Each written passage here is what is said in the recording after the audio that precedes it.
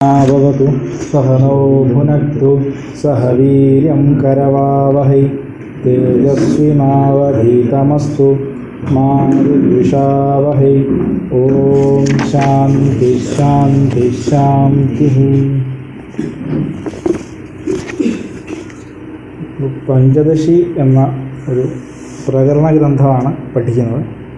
പ്രകരണ ഗ്രന്ഥം എന്ന് പറഞ്ഞാൽ ഇപ്പോൾ ഉപനിഷത്തിലൊക്കെ ധാരാളം സങ്കേതങ്ങൾ പദങ്ങൾ ഉണ്ടാവും. അപ്പോൾ അതിൻ്റെ ഒന്നും നിർവചനങ്ങൾ അതിൽ കാണണമെന്നില്ല, ഇല്ല അതിനെ വിശദീകരിച്ച് പറയണമെന്നില്ല. അതിൽ ഇപ്പോൾ വേദാന്തത്തിലെ ഇത്തരം സംജ്ഞകളെയും സങ്കേതങ്ങളെയും തത്വത്തെയും വിശദമായിട്ട് പ്രതിപാദിച്ച് തത്വബോധം ഉണ്ടാക്കാൻ വേണ്ടി ആചാര്യന്മാർ രചിച്ചിട്ടുള്ള ഗ്രന്ഥങ്ങളാണ് പ്രകരണ ഗ്രന്ഥങ്ങൾ എന്ന് പറയുന്നത്. ഈ പ്രകരണ ഗ്രന്ഥങ്ങൾ ഇപ്പം വിവേക ചൂടാമണി, സർവവേദാന്ത സിദ്ധാന്ത സാരസംഗ്രഹം, അങ്ങനെ ധാരാളം പ്രകരണ ഗ്രന്ഥങ്ങൾ ആചാര്യസ്വാമിയുടെ എഴുതിയതുണ്ട്. അതുപോലെ തന്നെ മറ്റാചാര്യന്മാർ ഇപ്പോൾ പഞ്ചദശി എന്ന ഗ്രന്ഥം എഴുതിയത് വിദ്യാരണ്യ സ്വാമികളാണ്. അദ്ദേഹം ശൃംഗേരി മഠത്തിൻ്റെ ശങ്കരാചാര്യരായിരുന്നു. വിദ്യാരണ്യ സ്വാമികൾ എഴുതിയ പഞ്ചദശി ഇതിൽ 15 അധ്യായങ്ങൾ പ്രകരണങ്ങളുണ്ട്. അതിൽ ആദ്യത്തെ പ്രകരണം പ്രത്യക് തത്വ വിവേക പ്രകരണം. നമ്മൾ അതിൻ്റെ ഒരു 32 ശ്ലോകം വരെ എടുത്തിരുന്നു കഴിഞ്ഞ ക്ലാസ്സിൽ. അപ്പോൾ അതിൻ്റെ തുടർച്ചയായിട്ടുള്ള ഭാഗമാണ്.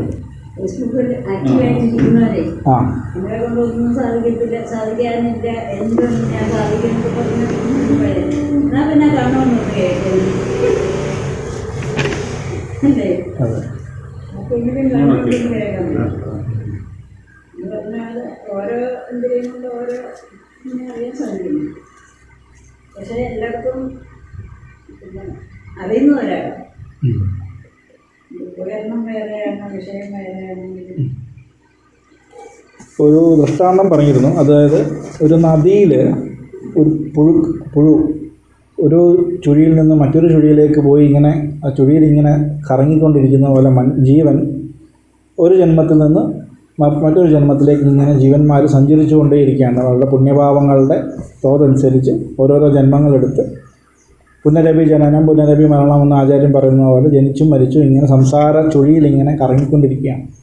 അപ്പോൾ ഏതെങ്കിലുമൊക്കെ പുണ്യകർമ്മങ്ങൾ ചെയ്തതിൻ്റെ ഫലമായിട്ട് അവരുടെ പുണ്യം കൊണ്ട് ഏതെങ്കിലും ഒരു ജന്മത്ത് ബ്രഹ്മനിഷ്ഠനായിട്ടുള്ള ഒരു ആചാര്യൻ ഇപ്പോൾ ഒരാൾ വന്ന് ഈ പുഴുവിനെ ആ ചുഴിയിൽ നിന്ന് എടുത്ത് കരക്കിട്ട് കിട്ടുമ്പോൾ അതിന് ആശ്വാസം ലഭിക്കുന്നു, ശാന്തി ലഭിക്കുന്നത് പോലെ ഏതെങ്കിലും ജന്മത്ത് പുണ്യം പരിഭാഗപ്പെടുമ്പോൾ ബ്രഹ്മനിഷ്ഠനായ ഒരു ഗുരു ഈ സംസാരസാഗരത്തിൽ ചുഴലുന്ന ആ വ്യക്തിയെ മഹാവാക്യം ഉപദേശിച്ച് അല്ലെങ്കിൽ തത്വം ഉപദേശിച്ച് ആ അദ്ദേഹത്തിൻ്റെ ഉപദേശം നേടി ആ ജീവന്മാർ വിവേകം കൊണ്ട് മുക്തിയെ പ്രാപിക്കുന്നു എന്നാണ് പറഞ്ഞു നിർത്തിയത്.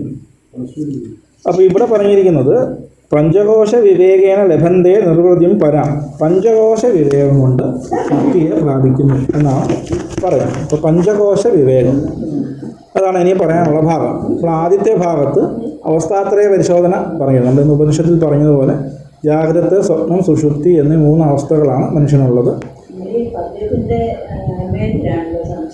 ആ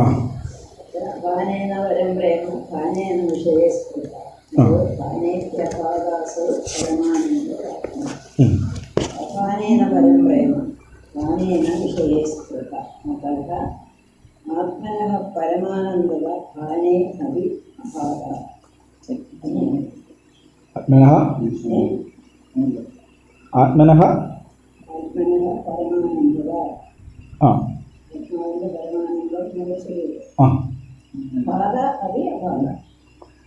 പ്രകാശിക്കുന്നുണ്ട്.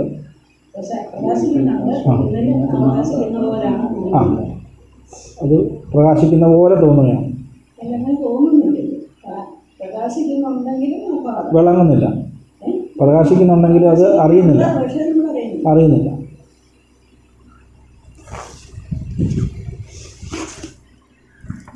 പഞ്ചകോശ വിവേകമാണ് നേരത്തെ പറഞ്ഞ സ്ഥൂല സൂക്ഷ്മ കാരണ ശരീരങ്ങളാണ് നമുക്ക്. ശരീരം എന്ന് പറഞ്ഞാൽ 3 ശരീരങ്ങളാണ് നമുക്കുള്ളത്: സ്ഥൂലം, സൂക്ഷ്മം, കാരണം. സ്ഥൂല ശരീരാഭിമാനിയായിരിക്കുന്ന അവസ്ഥയാണ് ജാഗ്രത. സൂക്ഷ്മ ശരീരാഭിമാനിയായിരിക്കുന്നത് സ്വപ്നം. കാരണ ശരീരാഭിമാനിയായിട്ടിരിക്കുന്നത് സുഷുപ്തി എന്ന് നമ്മൾ പറഞ്ഞത്. അപ്പോൾ ഈ ശരീരത്തെ മറ്റൊരു രീതിയിൽ വിവേകം ചെയ്യുകയാണ്. നമ്മൾ അവസ്ഥാത്രയം വിവേകം ചെയ്ത പോലെ വേറൊരു പ്രക്രിയയാണ് പഞ്ചകോശ വിവേകം. ഈ സ്ഥൂല സൂക്ഷ്മകാരണ ശരീരങ്ങളെ 5 കോശങ്ങളായിട്ട് തരംതിരിച്ചിട്ട് അവയിൽ നിന്നും ഭിന്നമാണ് ആത്മാവ് എന്ന് സ്ഥാപിക്കാൻ വേണ്ടിയാണ് ഈ പഞ്ചകോശ വിവേകം. കോശം എന്ന് പറഞ്ഞാൽ ഒറ എന്നാണ് ആ വാക്കിൻ്റെ അർത്ഥം. ഒറ. ഇപ്പോൾ വാളൊക്കെ ഒറ, ഉറയ്ക്കകത്തിട്ട് വാള് മറച്ചിരിക്കുകയാണല്ലോ ഒറ. അതുപോലെ ആത്മാവിൻ്റെ ശരിയായ സ്വരൂപത്തെ ഈ കോശങ്ങൾ കൊണ്ട് മറച്ചിരിക്കുകയാണ്. ഈ കോശങ്ങൾ മറിഞ്ഞിരിക്കുകയാണ്. അതുകൊണ്ട് നമുക്കത് അറിയാൻ സാധിക്കുന്നില്ല. ഈ കോശങ്ങളുമായിട്ട് നമുക്ക് താതാത്മ്യം വന്നിരിക്കുന്ന കാരണം ഞാൻ ഈ ശരീരമാണ് എന്നുള്ള മിഥ്യാഭിമാനം നമുക്കുണ്ടാവുകയും ആത്മസ്വരൂപം അറിയാതിരിക്കുകയും ചെയ്യുന്ന സ്ഥിതിവിശേഷമാണ് ഉള്ളത്. അപ്പോൾ അതുകൊണ്ട് ഈ കോശങ്ങളായിട്ട് തരംതിരിച്ചിട്ട് ഈ സ്ഥൂലസൂക്ഷ്മ കാരണ ശരീരങ്ങളെ കോശങ്ങളായിട്ട് തിരിച്ചിട്ട് അതെന്താണെന്നും അതിൽ നിന്ന് ഭിന്നമാണ് ആത്മാവെന്നും പറയാൻ പോവുകയാണ്. അപ്പോൾ അതിൻ്റെ കോശങ്ങളുടെ പേരുകൾ പറഞ്ഞ് സൂചിപ്പിക്കും. അന്നം പ്രാണോ മനോബുദ്ധിരാനന്ദശ്ചേതി പഞ്ചതേ കോശാസ്തൈരാവൃതസ്വാത്മാ വിസ്മൃത്യ സംസ്കൃതിം വ്രജേത്. അന്നം പ്രാണഃ മനഃ ബുദ്ധിഃ ആനന്ദഃ ച. അതായത് 5. അന്നം അന്നമയ കോശം, പ്രാണഃ പ്രാണമയ കോശം, മനഃ മനോമയം, ബുദ്ധിഃ എന്ന് പറഞ്ഞാൽ വിജ്ഞാനമയം എന്നാണ് ബുദ്ധി നമ്മൾ ഉദ്ദേശിക്കുന്നത്, ആനന്ദഃ ആനന്ദമയം. ഇതിതേ പഞ്ചതേ ഇതിതേ പഞ്ച. അതായത് ഇങ്ങനെ 5 അന്നം അന്നമയം പ്രാണമയം മനോമയം വിജ്ഞാനമയം ആനന്ദമയം ഇങ്ങനെ 5 ഈ പേരുള്ള 5 കോശങ്ങളാണ് ഉള്ളത്. തൈഹി ആവൃത സ്വാത്മാ.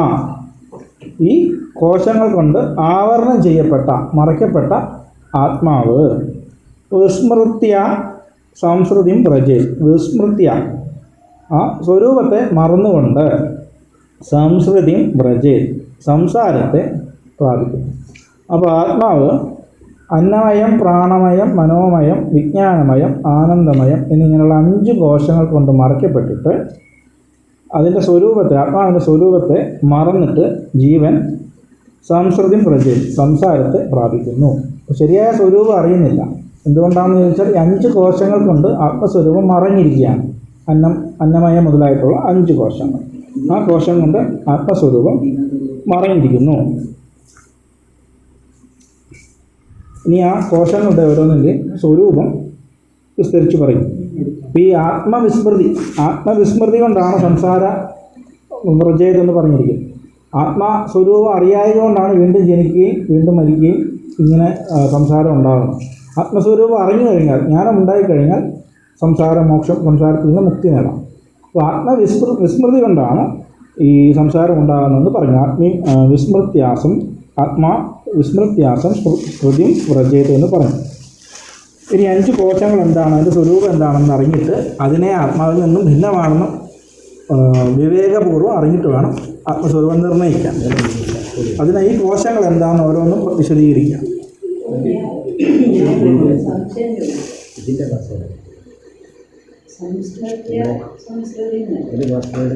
സംസ്കൃതി വിസ്മൃത്യ.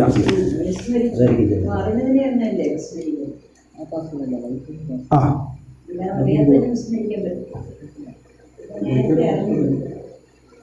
ആത്മസ്വരൂപം സ്വയം പ്രകാശമാണ്. അപ്പം ജാഗ്രതത്തിലും സ്വപ്നത്തിലും സുഷുപ്തിയിലുമൊക്കെ ഞാനെന്ന് ആ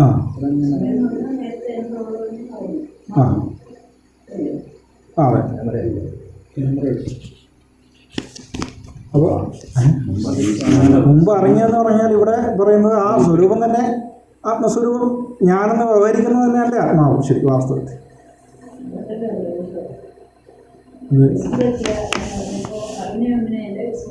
ആ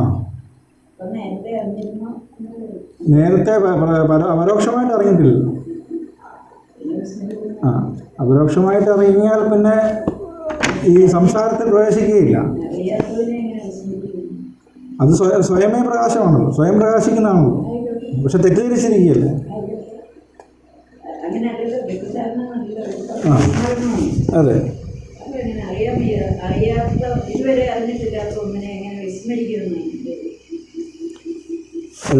നമ്മൾ സുഷുപ്തിയിൽ അതാ നമ്മൾ അറിയുന്നുണ്ട് വാസ്തവത്തിൽ. പക്ഷെ അത് അവിടെ വിദ്യ കൊണ്ട് നമ്മൾ തിരിച്ചറിയുന്നല്ലേ ഉള്ളൂ. തെറ്റിദ്ധരിച്ച് മറ്റൊന്നായിട്ടല്ലേ അറിയുന്നതല്ലേ ഉള്ളൂ.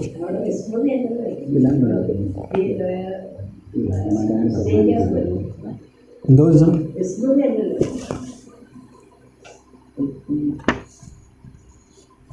വിസ്മൃതി എന്ന് പറയുമ്പോൾ നമ്മൾ ഇപ്പോൾ മുമ്പ് അറിഞ്ഞിട്ട് ഇപ്പം മറന്നുപോയി എന്ന് പറയുമ്പോൾ മുമ്പ് അറിഞ്ഞിട്ടുണ്ടെങ്കിൽ പിന്നെ സംസാരം ഉണ്ടാകാൻ പാടില്ല. സ്മൃതി പറഞ്ഞാൽ ഈ ആ മറച്ചിരിക്കുന്നതാണ് അറിയുന്നില്ല എന്നുള്ള അവർക്ക് പറയുന്നുണ്ട്. സ്വസ്വരൂപത്തെ മറന്നു. മറന്നു എന്ന് പറയുമ്പോൾ ഓർത്തിട്ട് ഓർമ്മയുള്ള കാര്യമാണോ മറക്കുക അല്ലേ?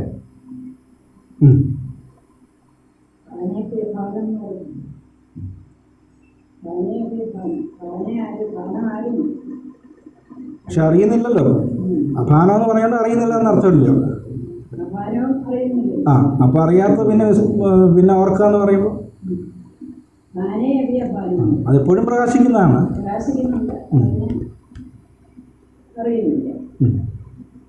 അതിനെപ്പറ്റി അന്വേഷിക്കാതെ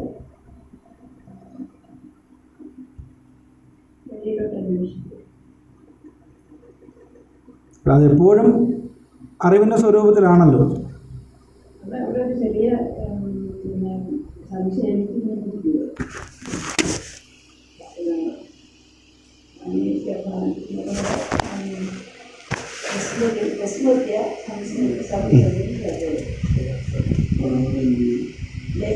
ഭാനം ചെയ്തുകൊണ്ടിരിക്കുന്നതിനെ വിസ്മരിച്ചിട്ട് അപ്പോൾ സ്വയം പ്രകാശിച്ചുകൊണ്ടിരിക്കുകയാണ്, എന്നാൽ അതിനെ മറ്റൊന്നായിട്ട് അഭ്യസിക്കുന്നു, അറിയുന്നില്ല. ആ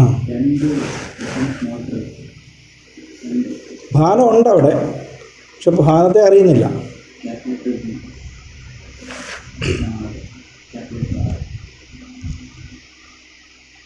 ബാക്കി വായിക്കട്ടെ. സ്യാൽ പഞ്ചീകൃതഭൂതോത്ഥോ ദേഹ സ്ഥൂലോന്ന സംജ്ഞക ലിംഗേതു രാജസൈഃ പ്രാണൈഃ പ്രാണകർമ്മേന്ദ്രിയൈഃ സഹ. പഞ്ചീകൃതഭൂതോത്ഥ സ്ഥൂലദേഹ അന്നസംജ്ഞക സ്യാത് ലിംഗേ സൈഃ പ്രാണൈഃ കർമ്മേന്ദ്രിയൈഃ സഹ പ്രാണഃ സ്യാത്. അതായത് പഞ്ചീകൃത ഭൂതോത്ഥ പഞ്ചീകരിക്കപ്പെട്ട ഭൂതങ്ങളിൽ നിന്നുണ്ടായ. അപ്പോൾ നമ്മൾ കഴിഞ്ഞ ക്ലാസ്സിൽ പഞ്ചീകരണം പറഞ്ഞിരുന്നു. അതായത് ആകാശം, വായു, അഗ്നി, ജലം, ഭൂമി, ഇങ്ങനെ 5 ഭൂതങ്ങൾ. ഈ പഞ്ചഭൂതങ്ങളെ സൂക്ഷ്മമായിരിക്കുമ്പോൾ അത് പഞ്ചീകരിക്കപ്പെട്ടതല്ല. അതിനെ പഞ്ചീകരിക്കുക എന്നൊരു പ്രക്രിയ, അതായത് ഇപ്പോൾ ആകാശം എന്നൊരു ഭൂതം ഉണ്ടെങ്കിൽ അതിൻ്റെ പകുതി ഭാഗവും ആകാശഗുണവും ബാക്കി 8 വീതം ബാക്കി 4ൻ്റെയും ഗുണവും കൂടെ ചേർത്ത് കഴിയുമ്പോഴാണ് പഞ്ചീകരിക്കുക എന്ന് പറയുന്നത്. അപ്പോൾ ഒരു സ്ഥൂലമായ ഒരു ഭൂതത്തിൽ എല്ലാ ഭൂതങ്ങളുടെയും അംശങ്ങളുണ്ടായിരിക്കും. സ്ഥൂലമായ ആകാശത്തിൽ പകുതിയും ആകാശത്തിൻ്റെയും ബാക്കി 4ൻ്റെ 8 വീതവും ചേർന്നിരിക്കും. അങ്ങനെ പഞ്ചീകരിക്കപ്പെട്ട ഭൂതങ്ങളിൽ നിന്നാണ് സ്ഥൂല ശരീരം ഉണ്ടാകുന്നത്. സ്ഥൂല ശരീരം, സ്ഥൂല ജഗത്തുമെല്ലാം പഞ്ചീകരിക്കപ്പെട്ട പഞ്ചഭൂതങ്ങളിൽ നിന്നാണ് ഉണ്ടാകുന്നത്. അതാണ് സ്ഥൂലദേഹം എന്ന് പറയുന്നത്. ആ സ്ഥൂലദേഹമാണ് അന്നസംജ്ഞകസ്യ അന്നമയ ശരീരം, അന്നമയം എന്ന് അറിയപ്പെടുന്ന കോശം ഈ സ്ഥൂല ശരീരം തന്നെയാണ്. അതായത് നമ്മുടെ സപ്തധാതുക്കൾ കൊണ്ട് പുഷ്ടിപ്പെടുന്ന ഈ ശരീരം തന്നെയാണ് അന്നമയ, സ്ഥൂല ശരീരം തന്നെയാണ് അന്നമയ കോശം എന്ന് പറയും. ആദ്യത്തെ ഏറ്റവും പുറത്തുള്ള കോശം അന്നമയം. അപ്പോൾ അന്നമയ കോശം എന്ന് പറയുന്നത് ഈ പഞ്ചീകരിക്കപ്പെട്ട ഭൂതങ്ങളിൽ നിന്നുണ്ടായ സ്ഥൂല ശരീരത്തെയാണ് അന്നമയ കോശം എന്ന് വിളിക്കുന്നത്. ലിംഗേതു രാജസൈഃ പ്രാണൈഃ പ്രാണകർമ്മേന്ദ്രിയൈഃ സഹ. അതായത് ലിംഗശരീരം എന്ന് പറഞ്ഞാൽ സൂക്ഷ്മ ശരീരം. സൂക്ഷ്മ ശരീരത്തിലുള്ള രാജസൈഃ പ്രാണൈഃ, രാജസങ്ങളായ പ്രാണങ്ങൾ, അതായത് രാജസങ്ങളായിട്ടുള്ള ഈ ചലനാത്മകമായിട്ടുള്ള പ്രാണങ്ങൾ, പഞ്ചപ്രാണങ്ങൾ, പ്രാണാപാന വ്യാനോദാന സമാനന്മാർ എന്നറിയപ്പെടുന്ന 5 പ്രാണന്മാരും കർമ്മേന്ദ്രിയ സഹ, കർമ്മേന്ദ്രിയങ്ങളോടുകൂടി ഈ കർമ്മേന്ദ്രിയങ്ങളും 5 പ്രാണന്മാരും ചേർന്നിരിക്കുന്ന ശരീരമാണ് പ്രാണകോശമാണ് പ്രാണമയ കോശം എന്ന് പറയുന്നത്. അപ്പോൾ അന്നമയ കോശം എന്ന് പറയുന്നത് സ്ഥൂല ശരീരവും അപ്പോൾ അതിനുള്ളിലായിട്ട് അതിലും സൂക്ഷ്മമായിട്ട് പ്രാണന്മാരും 5 പ്രാണന്മാരും 5 കർമ്മേന്ദ്രിയങ്ങളോട് ചേർന്നിരിക്കുന്ന ആ കോശത്തെയാണ് പ്രാണമയ കോശം എന്ന് വിളിക്കുന്നത്. സാത്വികേഹി ധീന്ദ്രിയേഹി സാകം വിമർശാത്മാ മനോമയ തൈരൈവ സാകം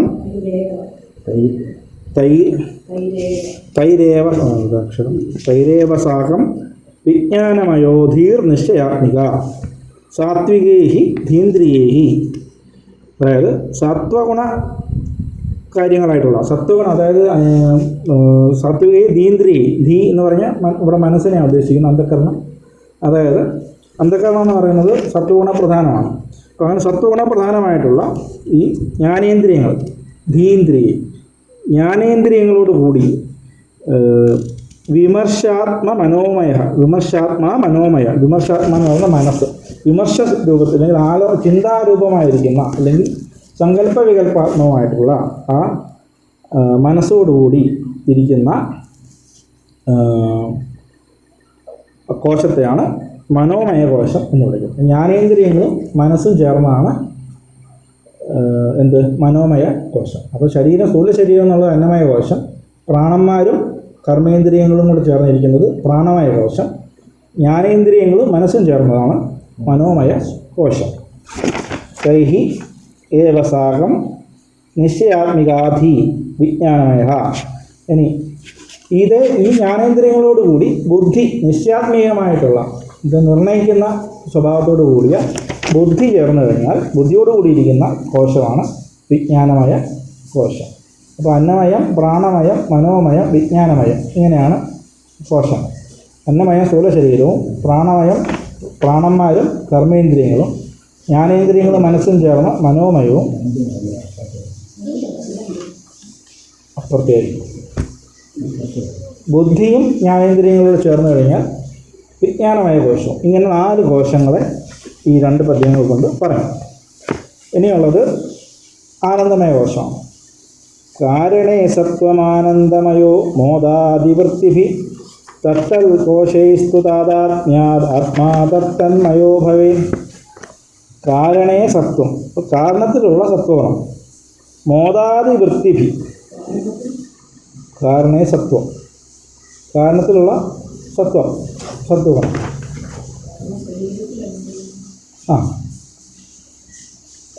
സത്വഗുണം മോദാദിവൃത്തികളോടുകൂടി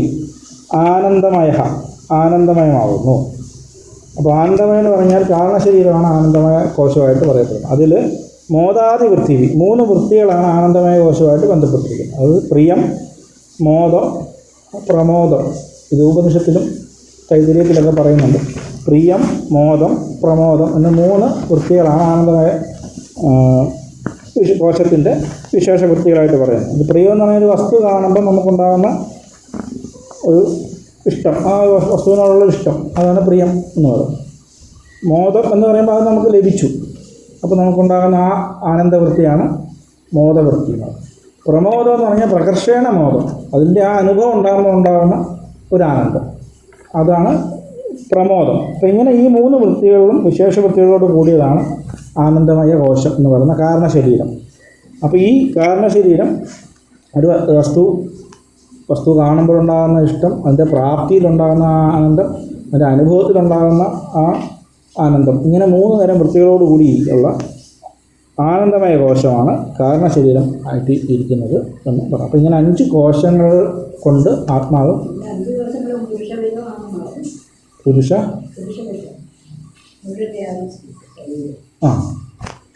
അപ്പോൾ അത് മറച്ചിരിക്കുകയാണ് ആത്മാവിന്. തത്തൽ കോശയിസ്തു താതാത്മ്യാത് ആത്മാ തത്തന്മയോ ഭവേ. അപ്പം ഈ ജീവൻ ഓരോരോ കോശത്തിലിങ്ങനെ അഭിമാനിച്ച് അതുമായിട്ട് താതാത്മ്യപ്പെട്ട് ഇരിക്കുകയാണ്. ഇപ്പം അന്നമയ സ്ഥൂല ശരീരമായിട്ട് താതാത്മ്യപ്പെട്ട് നമ്മൾ ജാഗ്രത അവസ്ഥയിൽ സ്ഥൂല ശരീരത്തിൽ അഭിമാനിച്ചിട്ട് അതുമായിട്ട് താതാത്മ്യം, ഞാൻ ഈ സ്ഥൂല ശരീരമാണെന്നുള്ള അഭിമാനം ഉണ്ടാകും. സ്വപ്നത്തിൽ സൂക്ഷ്മ ശരീരവുമായിട്ടാണ് താതാത്മ്യം ഉണ്ടാകുന്നത്. അപ്പോൾ അന്നേരം സ്ഥൂല ശരീരമായിട്ട് യാതൊരു അഭിമാനവും സ്ഥൂല ശരീരത്തിൽ ഉണ്ടാകുന്നില്ല.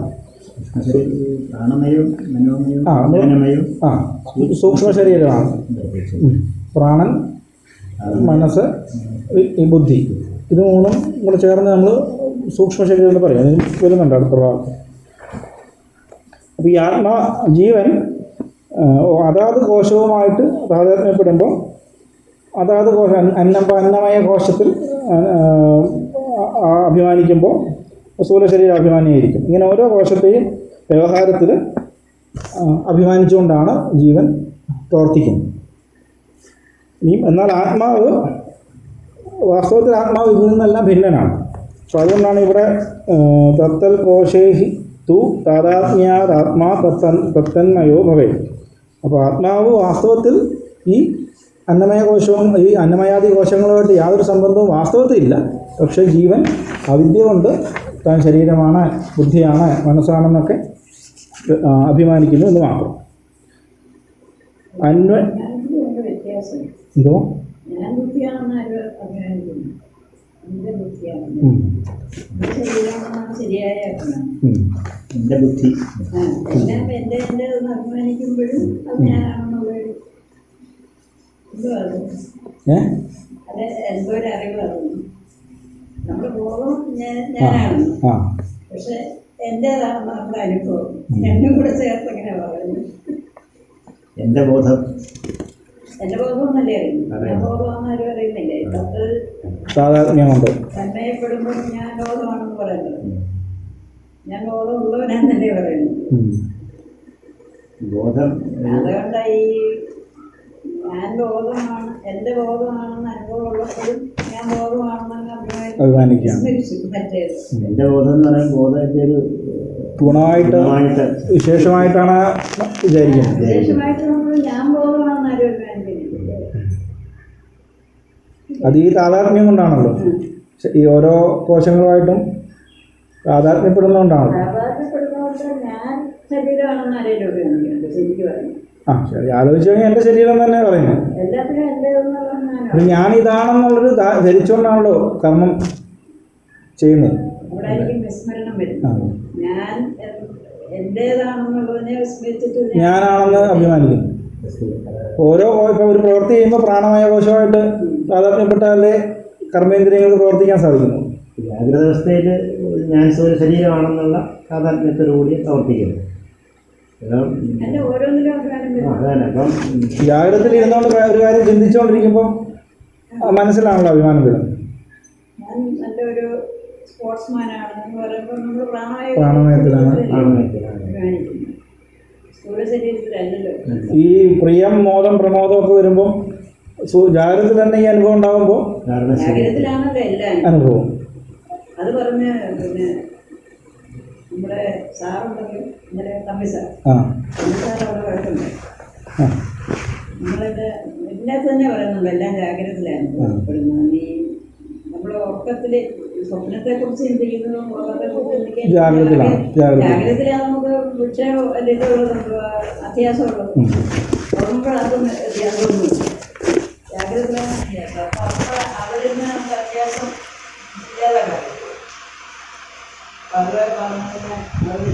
പറഞ്ഞ അവിടുത്തെ പ്രസിഡന്റോടെ സംസാരിക്കുന്ന ഈ സാർ അതിന് പോയിരുന്നു. ഇന്നലെ അതിനെക്കുറിച്ച് പറഞ്ഞു.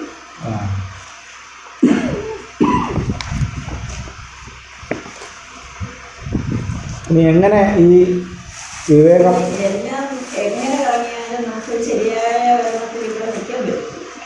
ഇല്ലേ? വ്യവഹാരത്തിലേ ഭരണത്തിനൊരു പൂർണ്ണമായ ഒരു കൊടുക്കാൻ, ഒരു ഭരണം കൊടുക്കാൻ പറ്റും.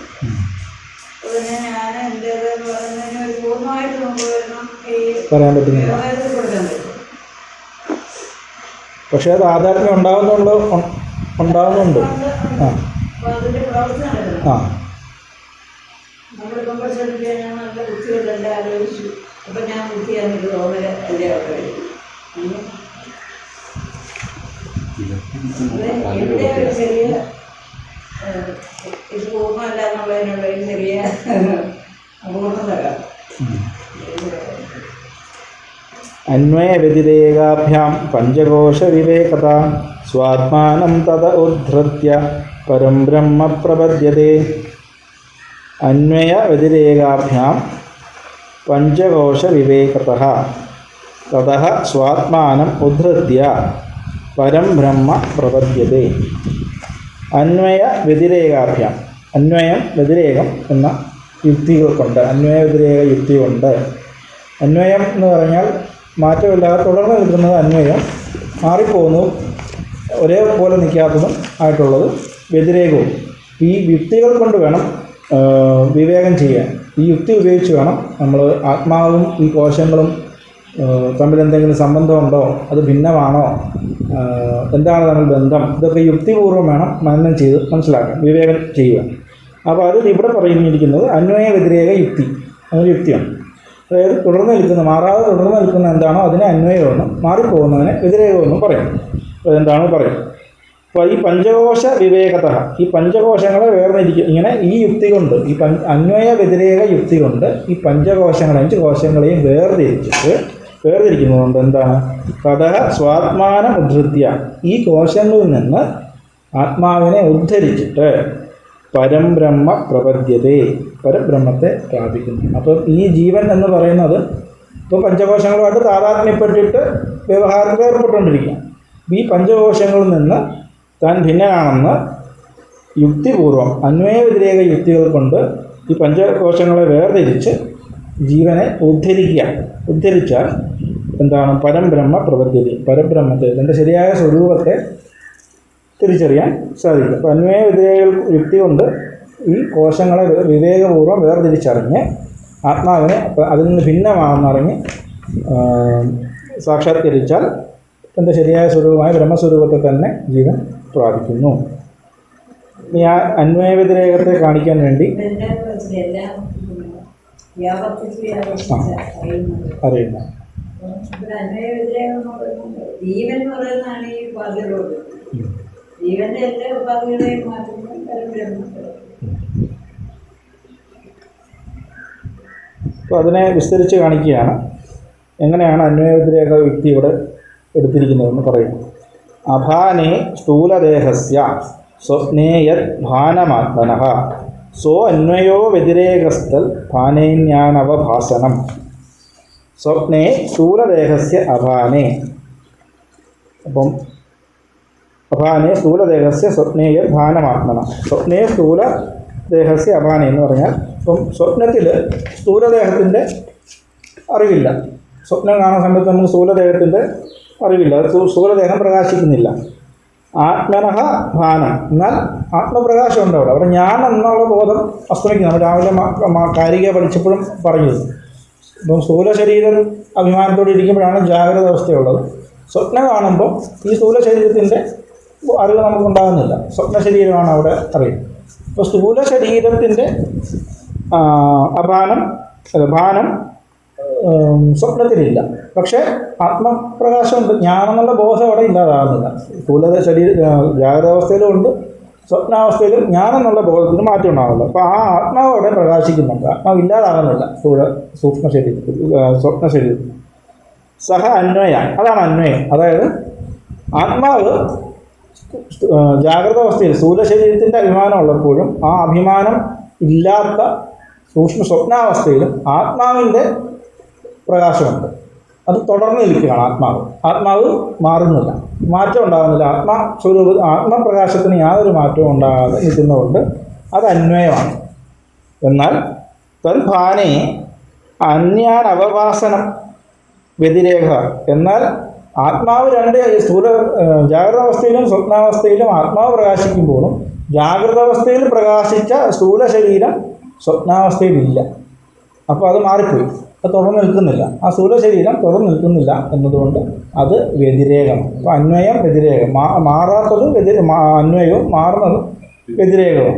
അപ്പം അന്വയം എന്നിവിടെ പറഞ്ഞിരിക്കുന്നത് ആത്മാവ് അന്വയമാണ്, സ്ഥൂല ശരീരം വ്യതിരേകമാണ്.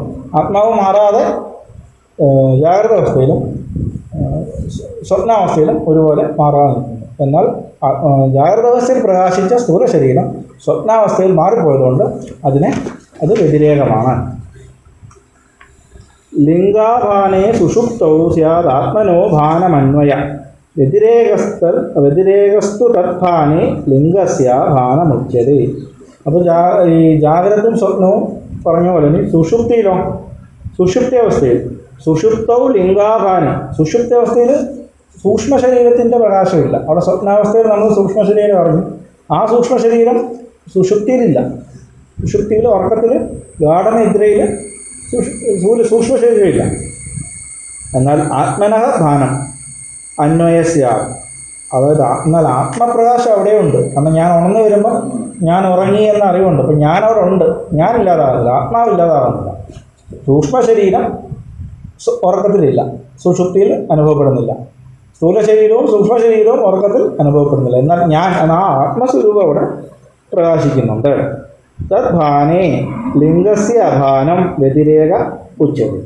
അതായത് അത് അന്വയം, ആത്മാവിൻ്റെ പ്രകാശം അന്വയവും, എന്നാൽ സൂക്ഷ്മ ശരീരം സുഷുപ്തിയിലില്ല എന്നതുകൊണ്ട് അത് വ്യതിരേകവുമായി. അപ്പോൾ സ്ഥൂല ശരീരവും സൂക്ഷ്മ ശരീരവും സുഷുപ്തിയിൽ ഇല്ല, പ്രകാശിക്കുന്നില്ല. എന്നാൽ ആത്മാവ് പ്രകാശിക്കുന്നുണ്ട്. അതുകൊണ്ട് ഈ സ്ഥൂല ശരീരവും സൂക്ഷ്മ ശരീരവും അന്വയമല്ല, വ്യതിരേകമാണ്. ആത്മാവ് അന്വയമാണ്, മാറുന്നില്ല. അത് ആത്മാവല്ല. അപ്പോൾ സ്ഥൂല ശരീരവും ആത്മാവല്ല, സൂക്ഷ്മ ശരീരവും ആത്മാവല്ല എന്ന് നിശ്ചയിക്കാൻ സാധിക്കും. കാരണം ആത്മാവ് മാത്രമില്ലാതെ ഒരേപോലെ പ്രകാശിച്ച് നിൽക്കുന്നതാണ് ആത്മാവ്. എന്തോ അന്വയിക്കുന്നു, ആത്മാവ് വ്യതിരേകം ഉണ്ടാകും. കാരണം ഈ ധാരണ ശരീരത്തെ അഭിമാനിക്കുന്നത് പ്രാജ്ഞനാണ്. അപ്പോൾ ഈ ഒന്നും അറിയാതെ സുഖമായിട്ട് ഉറങ്ങുന്ന അത് അവിദ്യാവൃത്തി. അത് പ്രാജ്ഞനല്ലല്ലോ അതറിയുന്നത്. സാക്ഷിപ്രകാശം, സാക്ഷി അന്വയിക്കുന്നത് ബോധം മാത്രമേ അന്വയിക്കുന്നത്. ജാഗ്രത ബോധമില്ലാതെ പോകുന്നു. അവിടെയൊന്നും ഉറപ്പില്ല. വിശ്വനും പ്രാജ്ഞനും അല്ല, വിശ്വനും തൈജസ്സനും പ്രാജ്ഞനും ഈ സാക്ഷിയുടെ പ്രതിബിംബങ്ങൾ മാത്രമാണ്. സാക്ഷിയുടെ പ്രകാശിക്കുന്ന സാക്ഷ്യഭാസ്യങ്ങളാണ് ശരി. സാക്ഷ്യഭാസ്യങ്ങളാണ്. സാക്ഷിയുടെ സാന്നിധ്യത്തിൽ മൂന്നെണ്ണം നമ്മളിപ്പം ഉപനിഷത്തിൽ പറഞ്ഞത്. അവസാനം വ്യാഖ്യാനിച്ചിരിക്കുന്നത് മൂന്നെണ്ണം, പിന്നെ സാക്ഷി. ഈ മൂന്നെണ്ണത്തിനും സാക്ഷി, സാക്ഷി അതീതമായിട്ട് തുര്യാതീതം സ്വാമികൾക്ക് സാക്ഷി അതീതനായിട്ട് കേവലബോധം. അങ്ങനെയൊക്കെ വ്യാഖ്യാനം ഉണ്ടെന്ന് പറയുന്നത്. ഇതിപ്പം സാക്ഷ്യം എന്ന് പറയുമ്പം സാക്ഷ്യമില്ലെങ്കിൽ പിന്നെ എന്ത് സാക്ഷി? അങ്ങനെയാണ് നമ്മളോട് പിന്നെ കേവലബോധത്തേക്ക്. ഇവിടെ ഈ പഞ്ചകോശങ്ങൾ പറഞ്ഞതിൻ്റെ ഇടയ്ക്ക് സ്ഥൂല സൂക്ഷ്മ കാരണങ്ങളെ കൊണ്ടുവന്ന് എന്തിനാന്ന് ചോദിച്ചാൽ, സ്ഥൂല ശരീരമാണ് അന്നമയ കോശം. സൂക്ഷ്മ ശരീരത്തിന് അതിനെക്കുറിച്ച് പറയുമ്പോൾ മറ്റ് മൂന്ന് കോശങ്ങൾ പ്രാണമയം, മനോമയം, വിജ്ഞാനമയം, ഈ മൂന്ന് കോശങ്ങളും സൂക്ഷ്മ ശരീരത്തിൽ പെട്ടിട്ടുണ്ട്. അപ്പോൾ സൂക്ഷ്മ ശരീരം ആത്മാവല്ല എന്ന് നിശ്ചയിക്കുമ്പോൾ, സ്ഥൂല ശരീരവും സൂക്ഷ്മ ശരീരവും ആത്മാവല്ല എന്ന് നിശ്ചയിക്കുമ്പോൾ ഈ നാല് കോശങ്ങളും ആത്മാവല്ല എന്ന് മനസ്സിലാക്കിക്കൊള്ളാം. അതിനുവേണ്ടിയാണ് അങ്ങനെ പറഞ്ഞത്. തദ്വിവേകാ വിവിക്താസ്യു കോശ പ്രാണമനോധിയ തേഹി തത്ര ഗുണാവസ്ഥ ഭേദമാത്രാൽ പൃഥക് കൃത. ഭേദമാത്രാൽ പൃഥക് കൃത പൃഥക് കൃതാഹ. ഇവിടെ അക്ഷരം വിട്ടുപോയി.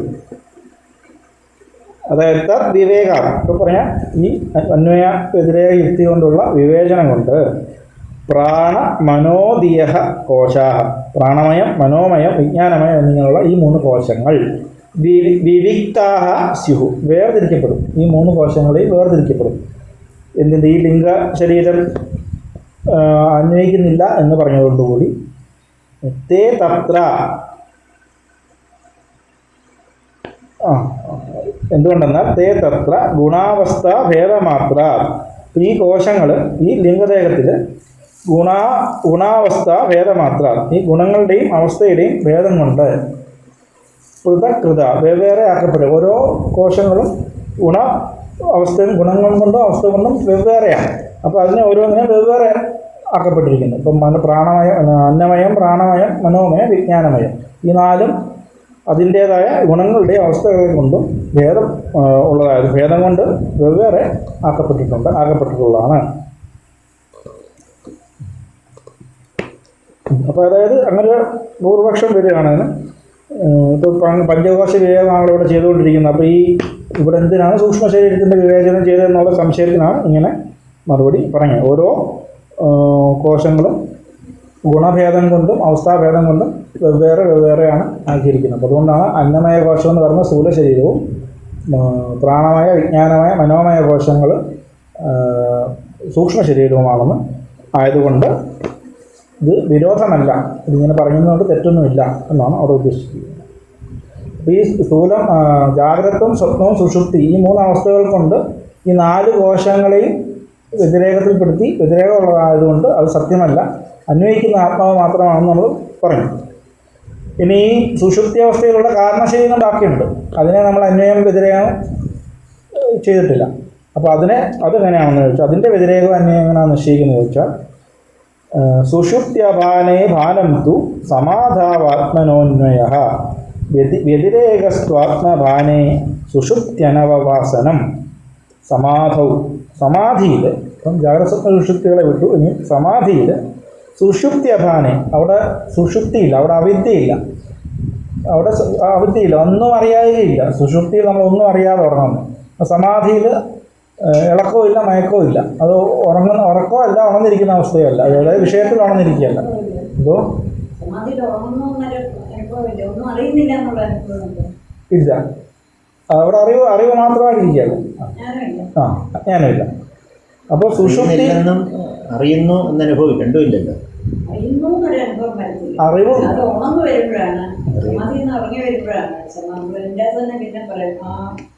സംസ്കാര സജീവനായിട്ടാണ് ഉണർന്നു വരുന്നത് മനസ്സ്. അപ്പോഴാണ് അറിയുന്നത്. മറ്റേ ഇങ്ങനെ അവർ കണ്ടു അറിഞ്ഞിരിക്കുകയോ ഉറങ്ങുന്ന അവസ്ഥയാണ്. ഈ ബുദ്ധിയെ അതിന്റെ സ്ഥിരമായ തുലനാവസ്ഥയിൽ വെച്ചിരിക്കുന്ന അതിനല്ലേ സമാധി. അപ്പൊ ഉണർന്നു തന്നെയല്ലേ ഇരിക്കുന്നത്? ഉണർന്നു തന്നെയല്ലേ ഇരിക്കുന്നത്? ഉണർന്നിരുന്നാലേ അറിയാൻ പറ്റും. പക്ഷെ പ്രപഞ്ചബോധമില്ല. ഒരു വിഷയം അറിയുന്നില്ല, പക്ഷെ മനസ്സ് ഉണർന്നായി എങ്കിലേ അത് അറിയാൻ പറ്റും. അത് കാരണം ഈ ആർക്കാണോ അത്യാസം അവർക്കാണല്ലോ അത്യാസം ഇല്ലാതാവണം. ഇപ്പം എനിക്കാണ് അത്യാസമുള്ളത്, അപ്പം ഞാനാണ് അറിയേണ്ടത്. നമ്മൾ ഒന്നും അറിയാതെ കേവല ബോധസ്വരൂപം എന്നൊക്കെ പറയുമ്പോൾ അതിനെ അറിയുന്നു എന്നുള്ള ഇല്ലെങ്കിൽ പിന്നെ നമ്മൾ ഉപേക്ഷിക്കാൻ പറ്റും. അറിവിനെ നമുക്ക് പിന്നെ അറിയണമെങ്കിൽ ഇപ്പം ഇന്നതുണ്ടായിരുന്നു എന്നറിയണമെങ്കിൽ അവിടെ ഒരു മുദ്രയുണ്ടാവും മനസ്സിൽ. സൂക്ഷ്മബുദ്ധി എന്ന് പറയുന്നത് മനസ്സെന്ന് പറയുന്നതിന് അതിനൊരു ചെറിയ ബുദ്ധിയൊക്കെ വായു പ്രധാനമാണ്. അല്പം പ്രാണാത്മകമല്ലേ മനസ്സെന്ന് പറയുന്നത്. പ്രാണൻ തന്നെയാണ്, എങ്കിലും മനസ്സെന്ന് പറയുന്നതിനൊരു ചലനാത്മകമാണ്. അതിൻ്റെ അതിസൂക്ഷ്മ ബുദ്ധി കാണുന്നത്. അതുകൊണ്ടാണ് അറിയുന്നത് ഇങ്ങനെ നമ്മൾ എവിടെയാണ് ഇരിക്കുന്നത് എന്നൊരറിവ് കിട്ടുന്നത്. അതെന്തായിരുന്നു ഉണ്ടായിരുന്നു എന്നൊരറിവ് കിട്ടുന്നത്. ഇതൊന്നും ഇല്ലാതിരിക്കുന്നു എന്താണുള്ളത്, അതെന്താണ്, മനസ്സെന്തിനെ ആശ്രയിച്ചാണ് ഇരിക്കുന്നത് എന്നാലോചിച്ച് പോകുന്നത് അന്നേരം ഉണ്ടാകുന്നുണ്ട്. പക്ഷെ അന്നേരം അറിയാൻ പറ്റില്ല. സാമൂഹ്യ ഉദാഹരണം പറയാറുണ്ട്. ഒരാൾ മാല കാണാതെ അതെടുക്കാനായിട്ട് വെള്ളത്തിൽ വന്ന് ചാടി മാല കിട്ടി. പക്ഷെ അവിടെ ഇരുന്ന് പറയാൻ പറ്റത്തില്ല എൻ്റെ ഈ മാല കിട്ടി, വെള്ളത്തിൽ കിടക്കും. ഒന്നും പറഞ്ഞാൽ പറയാം പുറത്ത് വന്നതിന് ശേഷം. അതുപോലെ അനുഭവം ഉണ്ടായാലും നമ്മൾ വ്യവഹാരത്തിൽ വരുമ്പോഴേ ഞാനിതാണ് അറിഞ്ഞതെന്ന് പറയാം. അറിയാനും നമുക്കതന്നെ മനനം ചെയ്യാൻ സാധിക്കും. എന്തിനാണ് അറിവിന്റെ സംസ്കാരത്തോടു കൂടിയ മനസ്സ് ഉണർന്നു വരുന്നത് അല്ലേ? സംസ്കാര സജീവനാണ്. അപ്പൊ മനസ്സ് ഉപശമിച്ചിരുന്നാലും ആ ഒരു നേരിയ സൂക്ഷ്മ അതിസൂക്ഷ്മബുദ്ധി മനസ്സിലുണ്ടായിരുന്നു. നമുക്ക് ഈ ഒരു കാര്യം നമ്മളെപ്പോഴും വിസ്മരിച്ചു പോകുന്നത്, എനിക്കാണ് അജ്ഞാനം, ഞാനാണ് അജ്ഞാനം ബുദ്ധി വെച്ചത്. ബ്രഹ്മമല്ല വിശ്വസിക്കുന്നത്, എനിക്കാണ് അജ്ഞാനം നിർത്തിയത്. അപ്പോൾ ഞാനാണ് വാസ്തവം അറിയുന്നത്. അപ്പം ആ ജീവൻ അത് അറിഞ്ഞില്ലെങ്കിൽ, വിജ്ഞാനമായ അത് അറിഞ്ഞില്ലെങ്കിൽ പിന്നെ എങ്ങനെ അജ്ഞാനം നശിക്കും? ഒന്നും അറിയുന്നില്ല എന്ന് പറയുമ്പോൾ വിഷയമൊന്നും അറിയുന്നില്ല എന്ന് പറയുന്നത്. സുഷുപ്തിയും സമാധിയും തമ്മിലുള്ള വ്യത്യാസം അതല്ലേ? സുഷുപ്തിയിൽ അങ്ങനെ ഒന്നും അറിയാകെ വിദ്യാവൃത്തി മറ്റൊരു വിദ്യാവൃത്തിയാണ്. വിദ്യാവൃത്തി എന്ന് പറഞ്ഞാൽ എല്ലാം കൂടെ ചേർന്നിരിക്കുമല്ലോ. എല്ലാം പിന്നെ ഈ സ്വരൂപത്തിൽ പ്രജ്ഞാനഘനം വീട് അവസ്ഥയിലിരിക്കും. സബീജ അപ്പോൾ ഒന്നും അത് തിരിച്ചറിയാൻ പറ്റുന്നില്ല. എന്തൊക്കെ ഉണ്ടെന്നറിയാം, പക്ഷെ അതൊന്നും തിരിച്ചറിയാൻ പറ്റുന്നില്ല. അതില്ലാതാവുമ്പോൾ ആ മനസ്സിലായ വൃത്തി അടങ്ങുന്നത്. അല്ലാതെ വിദ്യാതാവില്ല നമ്മൾ പറയുമ്പോഴേ അത് ആ രീതി മനസ്സിൽ ചലിക്കാതെ. സുഷുപ്തി സുഷുപ്തി എന്ന് പറയുമ്പോൾ അതിൻ്റെ കാരണത്തിൽ എല്ലാം അടങ്ങിയിരിക്കും. കാരണത്തിൽ അടങ്ങിയിരിക്കും. അത് നമ്മൾ ആ പിന്നെ ജ്ഞാനമുണ്ടല്ലോ, അവിടെ എന്താണോ പ്രകാശിച്ചത് എന്നറിയണമെങ്കിലേ മനസ്സിനെ നല്ലപോലെ അതിലേക്ക് കൊണ്ടു ആ വിഷയത്തെ ചിന്തിക്കണം. നമുക്ക് ആ സാക്ഷി രൂപത്തെ അറിയാമെന്ന് പറഞ്ഞാൽ അതിനെപ്പറ്റി ശാസ്ത്രത്തിൽ നൽകും. എന്നിട്ട് ഇതിന് സാക്ഷിയായിട്ടൊന്നുണ്ട് എന്ന് സാക്ഷിയെ കുറിച്ച് അങ്ങനെ ആ വിദ്യാവൃത്തി പറയും. സാക്ഷിബോധം ഇതിൽ അന്വയിക്കണം. സാക്ഷിബോധം സാക്ഷിബോധം എന്ന് പറയുന്ന ബോധം ഈ സാക്ഷ്യം ഉണ്ടെങ്കിലല്ലേ സാക്ഷിയും. സാക്ഷ്യമില്ല എന്ന് പറയുമ്പോൾ സാക്ഷിയുടെ പേരില്ല, പിന്നെ കേവല ബോധം. ഇവിടുത്തെ സുഷുപ്തിയിൽ ഈ അവിദ്യാവൃത്തി എന്ന് പറയുമ്പോൾ അത് വിപരീതജ്ഞാനമായിട്ടാണ്. അപ്പം ഒന്നും അറിയുന്നില്ല, വിപരീതം അറിയുന്നില്ല, ഒന്നും അറിയുന്നില്ല. അങ്ങനെയല്ലേ നമ്മൾ പ്രവർത്തിക്കുന്നത്. ഇപ്പോൾ സുഷുപ്തി സമാധിയിൽ സുഷുപ്തിയുടെ അഭാവമുണ്ട്. അതായത് പ്രകാശിക്കുന്നില്ല, സുഷുപ്തി പ്രകാശിക്കുന്നില്ല. അതുകൊണ്ടത് സുഷുപ്തിയുടെ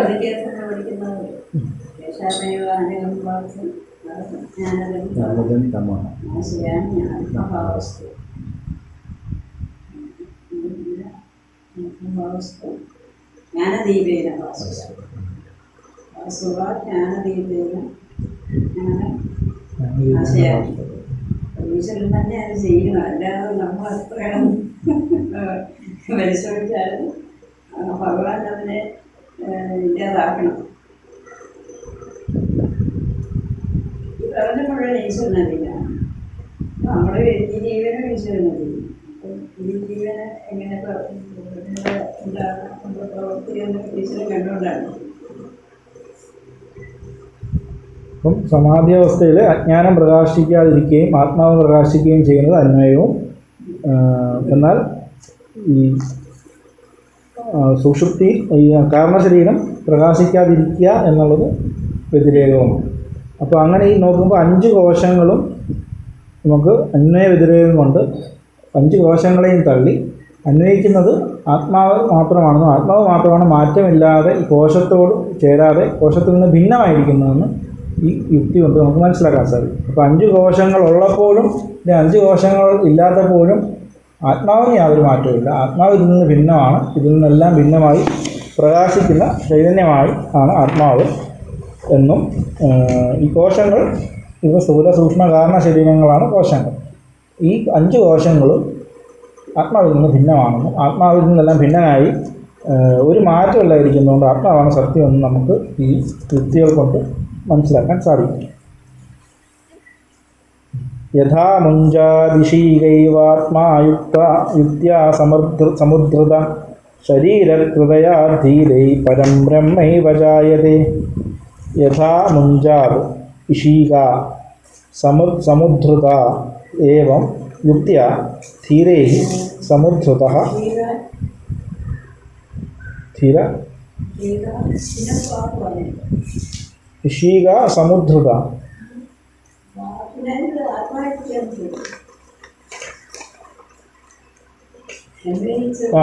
ആത്മായുക്തിയ സമുദ്രത. അത് കഴിഞ്ഞിട്ടാണ് അന്വയിക്കുമ്പോൾ യുക്തിയ സമുദ്രത അല്ല അന്വയിച്ചു പറഞ്ഞു. യഥാ മുഞ്ചാത് യഥാ മുഞ്ചാത് ഇഷീക ഏവ ആത്മാ ഇവ ആത്മാ യുക്തിയ സമുദ്രത ശരീര ഹൃദയ ധീരൈ പരം ബ്രഹ്മ ഏവ ജായതേ. യഥാ മുഞ്ചാത് ഇഷീകാ സമുദ്ധൃത ഏവം യുക്ത്യാ ധീരേഹി സമുദ്ധൃതഃ ആത്മാ പരബ്രഹ്മ ഏവ ജായതേ. യഥാ മുഞ്ചാത് എപ്പോൾ എന്തോ ആ ഒരുപാട് മുഞ്ചപ്പുല്ലിൽ നിന്ന് ഘടകം അങ്കുഷ്ടമാത്ര പുരുഷോ അങ്കുഷ്ടമാത്ര പുരുഷോന്തരാത്മാ സദാജനാന ഹൃദയ സന്നിവേഷ്ടം പ്രകൃതിയ ഋഷിക. അപ്പോൾ നമ്മൾ നമ്മുടെ അമ്പലത്തിൽ പോവുകയും അങ്ങനെ ഇതെല്ലാം ചെയ്യുമ്പം നമ്മൾ ഈശ്വരൻ അവിടെ നമ്മളൊരു വിചാരം വരുന്നത് മാറുമില്ല. നമ്മളെ ഓരോരോ ക്ഷേത്രത്തിലും ഓരോരോ ദേവതകളിരിക്കുന്നു. ദേവതകൾ അത് വ്യാപാരികളുടെ ദേവതയുണ്ട്. ദേവതകൾ അത്രയല്ല എന്നുള്ളത് മനസ്സിലായി. സദാജനാനാം ഹൃദയ സന്നിവിഷ്ടം.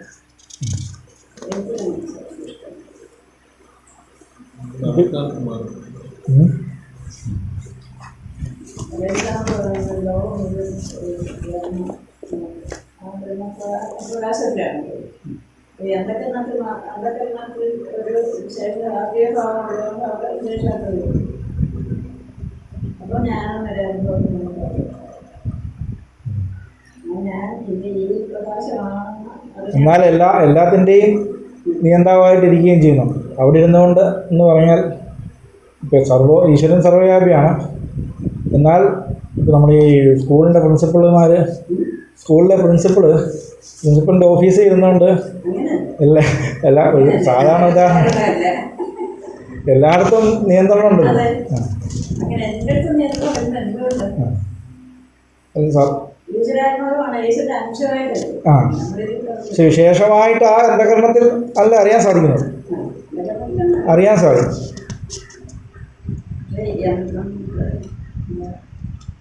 പ്രിൻസിപ്പളിൻ്റെ ഓഫീസിൽ തന്നെ കാണണ്ടേ പ്രിൻസിപ്പളിനെ? മുണ്ടോത്തിലോ സുവർണ സൈജാസഖായ സമാനം വൃക്ഷം പരിസരത്ത് ശരീരത്തിൽ തന്നെ ഈശ്വരനുണ്ട്, ജീവനുമുണ്ട്. ജീവനിങ്ങനെ പരിമിതനായിട്ടിരിക്കും. ഈശ്വരൻ നമ്മൾ അങ്ങനെ ഇരിക്കുക. ഈ ജീവന്റെ ഉപാദാന കാരണം മുക്ത കാരണം ഈശ്വരൻ അങ്ങനെ ജീവന് മാറിയിരിക്കുന്നുണ്ട്. ഈശ്വരൻ സാധാരണ ആൾക്കാർ ധരിക്കുമ്പോൾ നമ്മളിപ്പം എല്ലാം ഈശ്വരന് അധീനമായിരിക്കുന്നു പറയുമ്പം ആ ഈശ്വരൻ ശരിക്കും ചൈതന്യമാണ്. അല്ലാതെ നമ്മളിപ്പം ഇതിൽ പറഞ്ഞ ഈ മായയിൽ പ്രതിഫലിച്ച ഇതിന് ആ മായോപാധീനായ ഈശ്വരനെ ആണോ അങ്ങനെ നമ്മളവിടെ ഈശ്വരൻ അധീനം?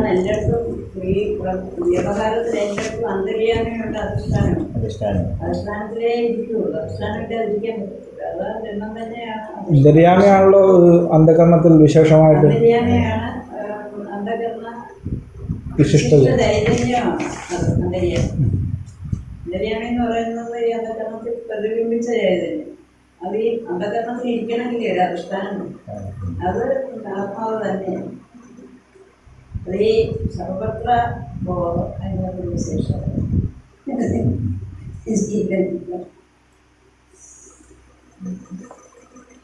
എപ്രകാരമാണോ മുഞ്ചപ്പുല്ലിൽ നിന്ന് ആ ഇഷീക അതിൻ്റെ അകത്തുള്ള ആ നൂല് പോലത്തെ ആ മൃദുലമായിട്ടുള്ള ഭാഗം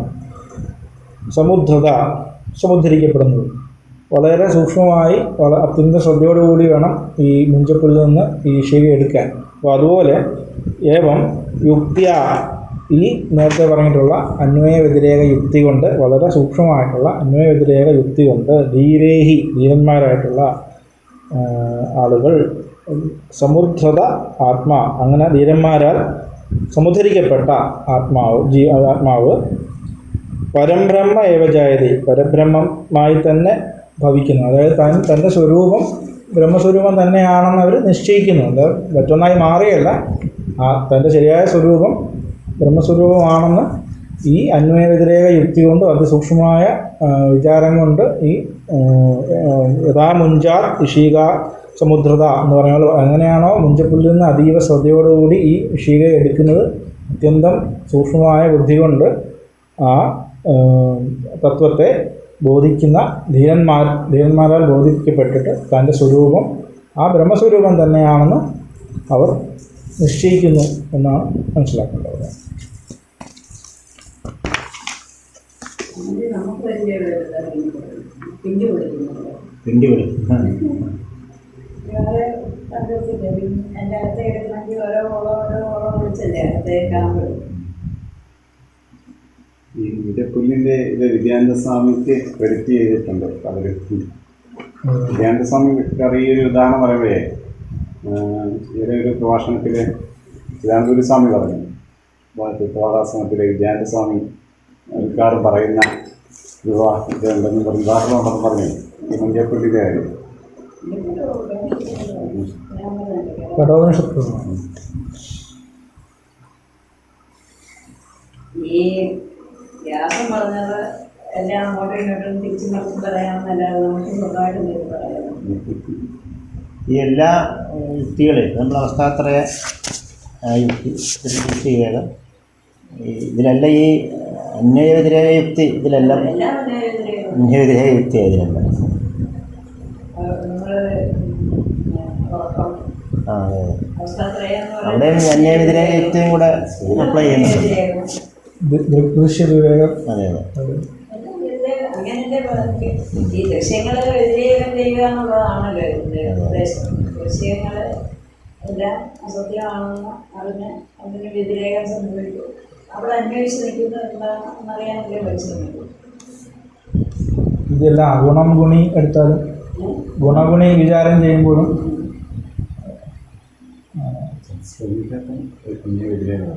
ചതുശ്ലോകി ഭാഗവത്തിലും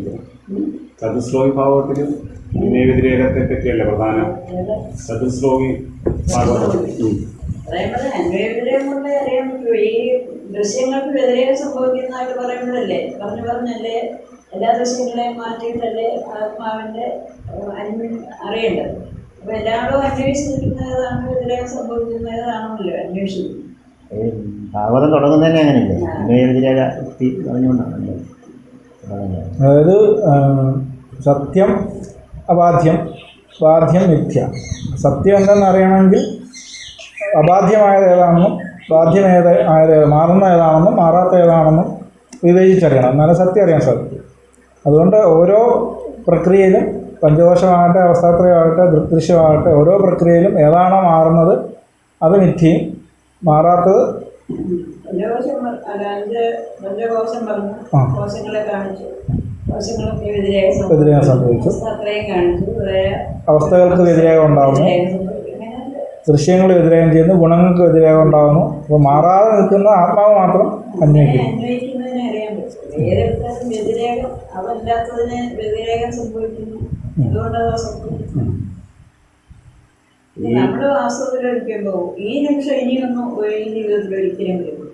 ഈ ഒരു നിമിഷം അത് വ്യതിരേകം സംഭവിച്ചു. ഞാൻ അപ്പോഴും ഉണ്ട്. ഞാനുള്ളതുകൊണ്ടല്ല ഇവരുടെ ഉണ്ടല്ലോ ശൂന്യവാദികളുടെ ശൂന്യം എല്ലാം ശൂന്യമാണ്. അത് വാസ്തവത്തിൽ ആധാര സമ്മേളനം ക്ഷണിക വിജ്ഞാന ക്ഷണിക വിജ്ഞാനത്തിലൊരു വിജ്ഞാനം വന്നുപോയി. അതായത് വിജ്ഞാനം വന്നുപോയി ക്ഷണികമായിട്ട് അത് വന്നിട്ട് പോവുകയല്ലേ. ക്ഷണികവിജ്ഞാനമൊക്കെ ഇത് തന്നെയാണ്. പക്ഷേ ഈ പണ്ട് ഇങ്ങനെ ഓടിക്കളിച്ച് ഞാൻ ഇപ്പോൾ ഇവിടെ ഇങ്ങനെ വായിക്കുന്നു കേൾക്കുന്നു എന്നുള്ള ബോധം ഉണ്ടാകണമെങ്കിൽ ഞാൻ അന്ന് അവിടെ ഇരുന്നു പിന്നെ ഇവിടെ ഇരിക്കുന്നു ഒരു ബോധം ഉണ്ടാകണമെങ്കിൽ ഞാൻ അന്വയിക്കുന്നു. അതിനെ കണ്ടുപിടിക്കണമെന്ന് ഇന്ന് നമ്മൾ വായിച്ച ഭാഗത്തും ശൂന്യം പറയുന്നിടത്ത് അധിഷ്ഠാനം ഉണ്ടെങ്കിലേ ആരോപത്തിന് നിലനിൽക്കുള്ളൂ. അപ്പോൾ ശൂന്യമാണെങ്കിൽ ഒന്നിനും ആരോപിക്കപ്പെടാനൊന്നും ഇല്ലല്ലോ. കയറുണ്ടെങ്കിലേ പാമ്പിൻ്റെ അധ്യാസം ഉണ്ടാകുന്നുണ്ട്. ആരോപിക്കപ്പെടുന്നതൊക്കെ അധിഷ്ഠാനത്തിൻ്റെ വ്യർത്ഥങ്ങളാണ്.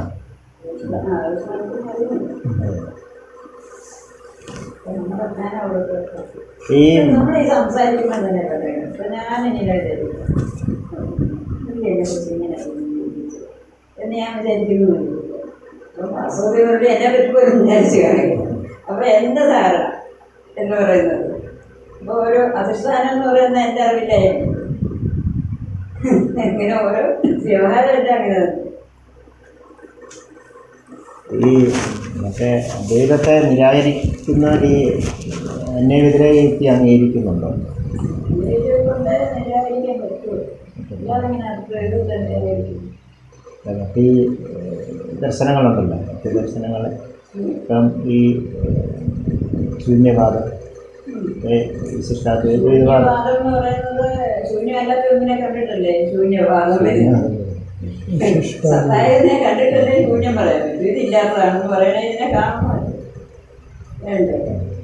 അപ്പം അവർ ഈ അന്യവിഗ്രഹ യുക്തി അംഗീകരിക്കുകയാണെങ്കിൽ അവരുടെ വാദം തെറ്റാണെന്ന് തന്നെ അതുകൊണ്ട് ശൂന്യവാദം അവർക്ക് ഇത്രയൊരു ഈ ദൃശ്യത്തെക്കുറിച്ച് പറയുന്നത് ശരിയാണെന്ന് ആരായാലും നമ്മളും പറഞ്ഞു. കാരണം ഈ നിമിഷം പിന്നെ വരുന്നില്ല. അത് ക്ഷണം തോറും നാശം സംഭവിച്ചുകൊണ്ടിരിക്കുക. ഇപ്പം ഈ ദ്രഷ്ടാവിനും ദൃശ്യത്തിനും നാശം സംഭവിച്ചുകൊണ്ടിരിക്കും. ദ്രഷ്ടാവിനെയും ദൃശ്യത്തിനെയും ഒരാൾ അറിയുന്ന ഒന്നാണെന്ന് ഒരു ബോധമാണെന്ന് പറഞ്ഞു. ആ ബോധത്തിനെ ഒരു മാറ്റില്ല.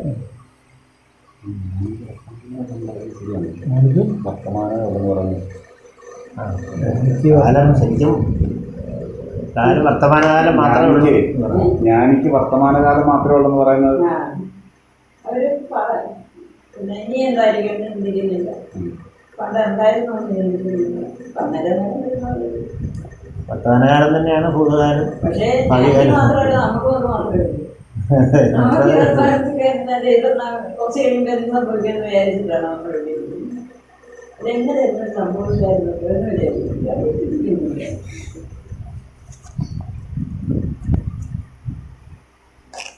അവരത് അറിയുന്നുണ്ട്, നമ്മൾ അറിയുന്നു. പരാപരാത്മനോരേവം യുക്ത്യാസംഭാവിതൈകത തത്വമസ്യാദിവാക്യൈഃ സാ ഭാഗത്യാഗേന ലക്ഷ്യത്തെ. പരാ അപര ആത്മനഃ പരാപരാത്മനോഃ ഏവം യുക്ത്യാ സംഭാവിത ഏകത തത്വമസ്യാദിവാക്യൈഃ സാ ഭാഗ്യത്യാഗേന ലക്ഷ്യത്തെ. ഏവം ഭാഗത്യാഗം ലക്ഷണാവൃത്തി നമ്മൾ അതായത് ജഹദ അജഹൽ ലക്ഷണയ്ക്കാണ് ഭാഗത്യാഗം എന്ന് പറയുന്നത്. അല്ല ഓരോന്നും പറയാൻ ഓർഡറിൽ പറയാന്ന് വെച്ചാൽ അതിനകത്തില്ല. അത് വിട്ടുവിടാത്ത ലക്ഷണം, വിട്ടുവിടാത്ത ലക്ഷണമാണ്. ആ ആ ആ അത് അങ്ങനെ ഓർഡറിൽ പറയാമെന്ന് വെച്ചാണ്. അല്ല അത് വായിച്ചിട്ടേ. അപ്പം ഏവം പരാപരാത്മനോഹോ യുക്തിയ ഏകതാ യുക്തിയ സംഭാവിത. അപ്പോൾ ഈ ഇങ്ങനെ ജീവൻ്റെ പരമാത്മ ഐക്യം അതിൻ്റെ ഏകത്വത്തെ യുക്തി കൊണ്ട് കാണിച്ചു. ഇനിയും സാ തത്വമസ്യാദി വാക്യേഹി ഭാഗത്യാഗേന ലക്ഷ്യത. അതായത് തത്വമസ്യാദി വാക്യങ്ങൾ കൊണ്ട് ഭാഗത്യാഗ ലക്ഷണവൃത്തിയാൽ, ഭാഗത്യാഗം രൂപമായിട്ടുള്ള ലക്ഷണാവൃത്തിയാൽ കാണിക്കുന്നു എന്ന് അർത്ഥം. ലക്ഷ്യാർത്ഥത്തെ അവിടെ വെളിപ്പെടുത്തുന്നു എന്നാണ് പറയുന്നത്. അതായത് ഒരു വാക്കിന്, ഒരു പദത്തിന്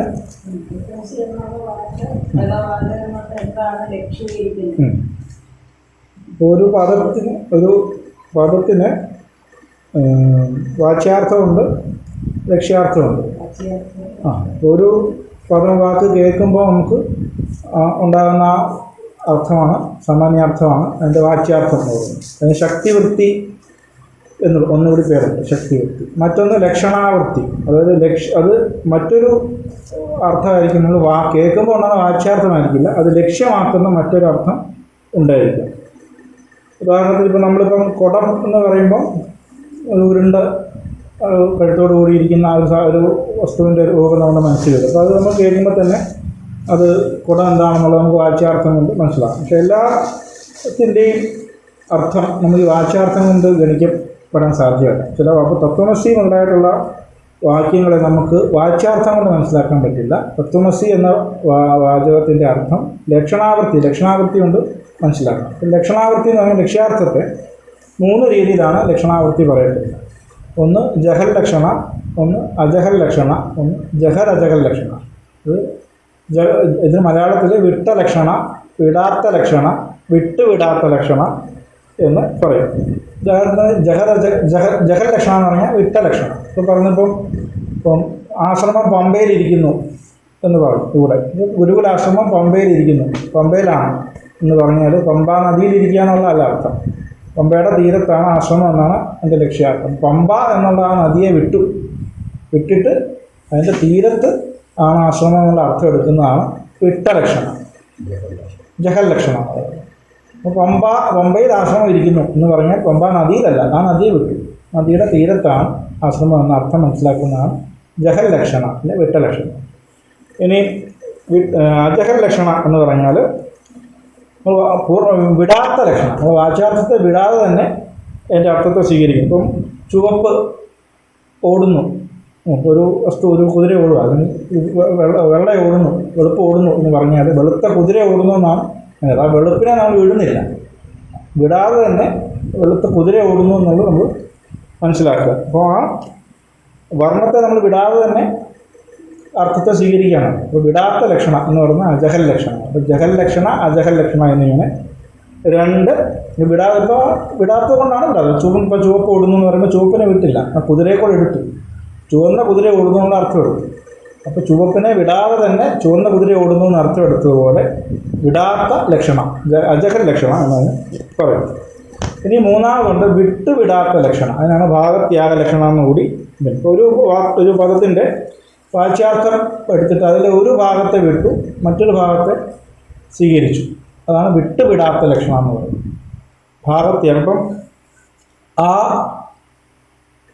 അവൻ തന്നെ ആണ് ഈവൻ എന്ന് പറയും. അപ്പോൾ അവിടെ കണ്ടിപ്പം തൃശ്ശൂർ ഞാൻ കണ്ട മുരളിയാണ് ഇവിടെ ഇരിക്കുന്ന ഈ മുരളി എന്ന് ഞാൻ പറയും. തൃശ്ശൂർ ഞാൻ കണ്ട മുരളിയാണ് ഇവിടെ ഇരിക്കുന്ന ഈ മുരളി എന്ന് പറയുമ്പോൾ അത് ശരിയാകത്തില്ല. ഒരു യുക്തിപൂർവ്വം ചിന്തിച്ച് നമുക്ക് തൃശ്ശൂരിൽ ഇരിക്കുന്ന ആൾ ഇവിടെ ഇരിക്കാൻ പറ്റില്ലല്ലോ ഒരേ സമയം.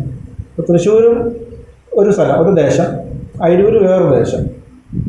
ആ മുരളിയാണ് ഈ മുരളി എന്ന് പറയുമ്പോൾ ആ മുരളിക്ക് ഒരിക്കലും ഇവിടെ ഇരിക്കാൻ പറ്റില്ല, അത് വേറൊരു ദേശമാണ്, ഇത് വേറൊരു ദേശമാണ്. അപ്പോൾ ആ ദേശങ്ങളെ വിട്ടിട്ട് മുരളിയെ മാത്രം ഞാൻ എടുത്തു. മുരളി എന്ന വ്യക്തിയെ ഞാൻ കണ്ടു എന്നുള്ളതാണ് അതിൻ്റെ അർത്ഥം എടുക്കുന്നത്. ആ ദേശത്തെ രണ്ടിനെയും വിട്ടു, മുരളിയെ വിട്ടില്ല. വിടാത്ത ലക്ഷണം, അതിനാണ് ജഹൽ അജഹൽ ലക്ഷണ എന്ന് പറയുന്നത്. അപ്പോൾ തത്വമസി എന്ന മഹാവാക്യത്തിൻ്റെ അർത്ഥം നമുക്ക് ഈ ഭാഗത്യാഗ ലക്ഷണം കൊണ്ട് വേണം മനസ്സിലാക്കാൻ. വിടാത്ത ലക്ഷണം. തത്വമസി എന്ന് പറഞ്ഞാൽ ത്വംപദം, നീ അതാകുന്നു എന്നാണല്ലോ തത്വമസി, അല്ലെങ്കിൽ അത് നീ ആകുന്നു എന്നാണ് തത്വമസിയുടെ അർത്ഥം പറയുന്നത്. അപ്പോൾ അതിൽ ത്വംപദം, തത്പദം, ത്വംപദം, അസിപദം ഇങ്ങനെ 3 പദങ്ങളുണ്ട്. ത്വം എന്ന് പറഞ്ഞാൽ ജീവൻ, വാച്യാർത്ഥം ജീവൻ. തത് എന്ന് പറഞ്ഞാൽ വാച്യാർത്ഥം ഈശ്വരൻ. അപ്പോൾ ത്വമ്പിൻ്റെയും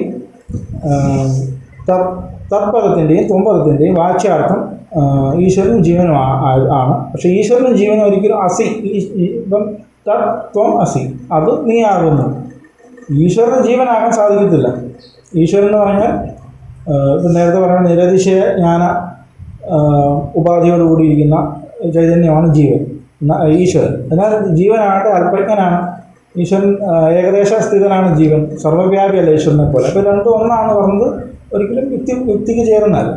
അപ്പോൾ നമുക്ക് ആ തത്പദത്തിൻ്റെയും ത്വംപദത്തിൻ്റെയും വാച്യാർത്ഥത്തെ വിട്ടിട്ട് അതിൻ്റെ ലക്ഷ്യാർത്ഥത്തെ സ്വീകരിക്കണം.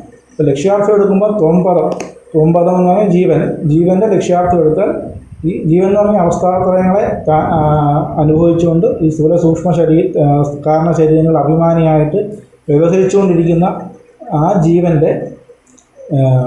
ഉപാധികളെല്ലാം തള്ളിയിട്ട് ആ ജീവനെയും ജീവനും അധിഷ്ഠാനമായിരിക്കുന്ന ചൈതന്യം, ആ കൂടസ്ഥ ചൈതന്യം, സാക്ഷി ചൈതന്യത്തെയാണ് ജീവൻ്റെ ലക്ഷ്യാർത്ഥമായിട്ട് നമ്മൾ എടുക്കുന്നത്. ഈ അവസ്ഥാത്രയങ്ങൾക്കും സാക്ഷിയായിട്ടുള്ള ചൈതന്യമാണ് ജീവൻ്റെ ലക്ഷ്യാർത്ഥം. ആ അവസ്ഥാത്രയ സാക്ഷിയായ കൂടസ്ഥ ചൈതന്യം എന്താണ്? തത്ത് ആണ്. തത്വം ഈശ്വരൻ. പിന്നെ ഈശ്വരൻ എടുത്താൽ പോലെ ഈശ്വരൻ്റെ ഉപാധികളെയും തള്ളണം. ഈശ്വരൻ്റെ മായയാണ് ഈശ്വരൻ്റെ ഉപാധി. ആ ഉപാധിയെ തള്ളിക്കഴിഞ്ഞാൽ ഈശ്വരൻ എന്ന് പറയുന്നതിൻ്റെ ലക്ഷ്യാർത്ഥം ആ കേവല ബ്രഹ്മചൈതന്യം മാത്രമാണ്. അപ്പോൾ അവസ്ഥാത്രയ സാക്ഷിയായിട്ടുള്ള കൂടസ്ഥ ചൈതന്യവും നിർവികൽപ്പ ബ്രഹ്മസ്വരൂപവും ഒന്നു തന്നെയാണ്.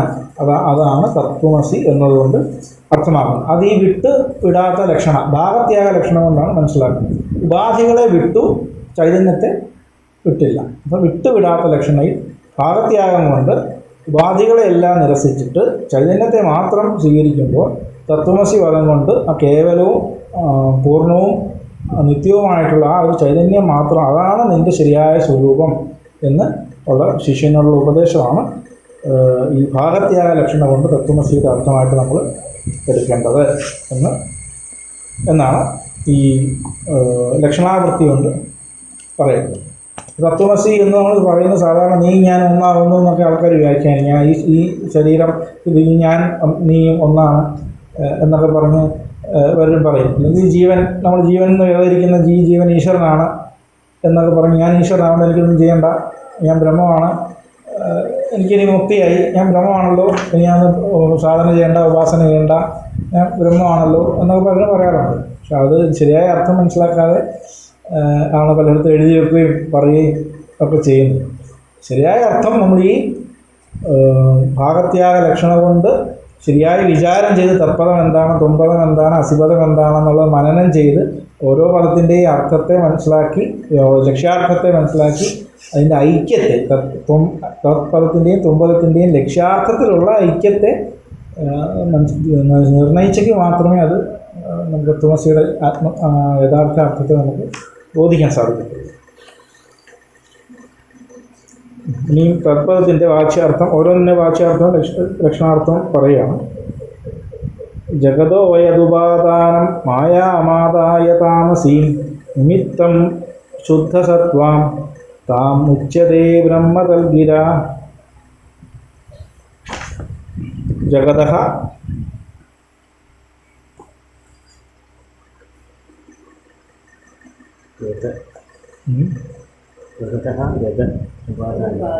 ഉപാദാനം യദുപാദാനം മായാ ആദായ താമസീം നിമിത്തം ശുദ്ധസത്വ താം ഉച്യതേ ബ്രഹ്മ തദ്ഗിര. യത് താമസീം മായാമുപാദായ, അപ്പം യാതൊന്നാണോ തമോ ഗുണപ്രധാനമായിട്ടുള്ള താമസിയായിട്ടുള്ള തമോ ഗുണപ്രധാനമായിട്ടുള്ള മായയെ ഉപാദാനം ചെയ്തിട്ട് ജഗതഃ ഉപാദാനം, ജഗത്തിൻ്റെ ഉപാദാനമായിട്ടും ശുദ്ധസത്വ താം ഉപാദായ, ശുദ്ധ സത്വപ്രധാനമായ അതിനെ, ആ മായയെ സ്വീകരിച്ചിട്ട് ജഗതഃ നിമിത്തം, ജഗത്തിൻ്റെ നിമിത്തമായും ഭവിക്കുന്നുവോ തത് ബ്രഹ്മ തദ്ഗിര ഉച്യതേ, തദ്ഗിര ഉച്യതേ. അപ്പോൾ തത്പദത്തിൻ്റെ വാച്യാർത്ഥമാണ്, അത് ഈശ്വരനാണ് തത്പദത്തിൻ്റെ വാച്യാർത്ഥം. യാതൊന്നാണോ, യാതൊരു ചൈതന്യമാണോ മായയെ ഉപാധിയായിട്ട് സ്വീകരിച്ച് ഈ പ്രപഞ്ചത്തിൻ്റെ ഈ കാരണമായിട്ട് സത്വപ്രധാനമായിട്ടുള്ള വിശുദ്ധ സത്വപ്രധാനമായിട്ടുള്ള മായയെ ഉപാധിയെ സ്വീകരിച്ചിട്ട്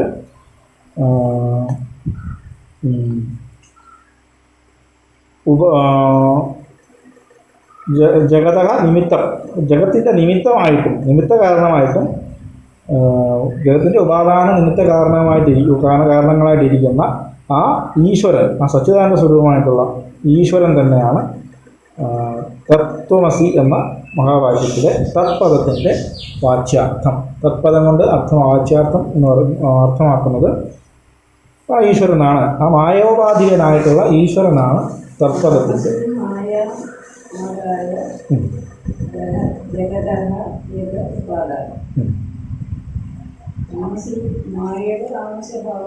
ഉപാദാനം ചെയ്തു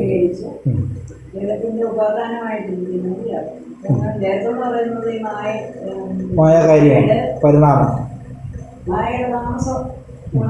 ആണ് ജഗത്ത്. ശുദ്ധസത്വം സ്വീകരിച്ചിട്ട് നിമിത്തകാരണമായിട്ടിരിക്കുന്നു ഈശ്വരനാണ്. ഈ ജഗത്ത് മായയുടെ പരിണാമവും ബ്രഹ്മത്തിൻ്റെ വിവർത്തവും അഭിന്ന നിമിത്തോപാദാന കാരണം ഈശ്വരൻ.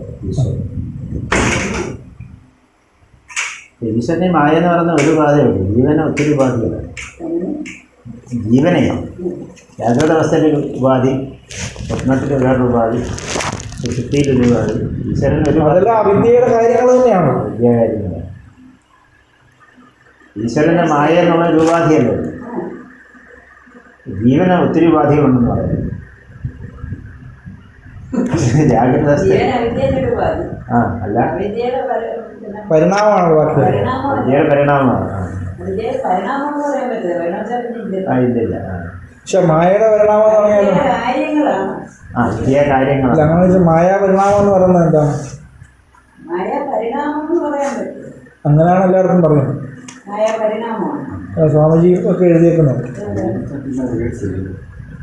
മിക്കവാറും മുതിർന്ന സ്വാമിജി അങ്ങനെ എഴുതുന്നത് പരിണാമം എന്നാണ്. ബ്രഹ്മത്തിൻ്റെ തീർത്ഥവും മായയുടെ പരിണാമവും. പരിണാമം എന്ന് പറഞ്ഞാൽ മായയില്ല. പരിണമിച്ചാൽ പിന്നെ റിവേഴ്സ് ഇല്ല. പരിണമിച്ചില്ല. ഇങ്ങനെയാണ് പരിണാമം വന്നത്. തിരിച്ചത് മായ ആകുന്നുണ്ടോ? മായ കാര്യപ്പെട്ട് മായയാകുന്ന മായ മാത്രമേ ഉള്ളൂ.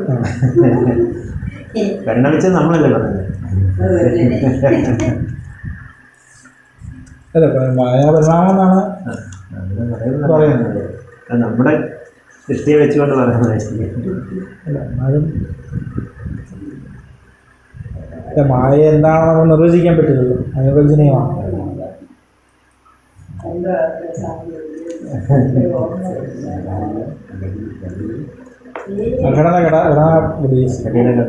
ഘടനാപടീയസി മായ. നിർവചനങ്ങളുണ്ട്. നമ്മളിപ്പം പഠിച്ചതിന് പ്രമാണ അവസാനിഷ്ണത്വം. ഒരു പ്രമാണത്തിന് ഇന്നതാണെന്ന് പറയാൻ പറ്റും. അതാണ് മായ.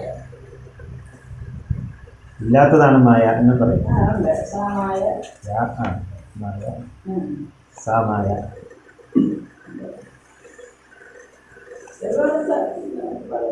പറഞ്ഞിട്ടുണ്ട്. പല കാലത്തും ഒരു രീതിയിലായിരുന്നു പറയുന്നത്. ഈശ്വരനാണ് തത്വത്തിൻ്റെ വാച്യാർത്ഥം.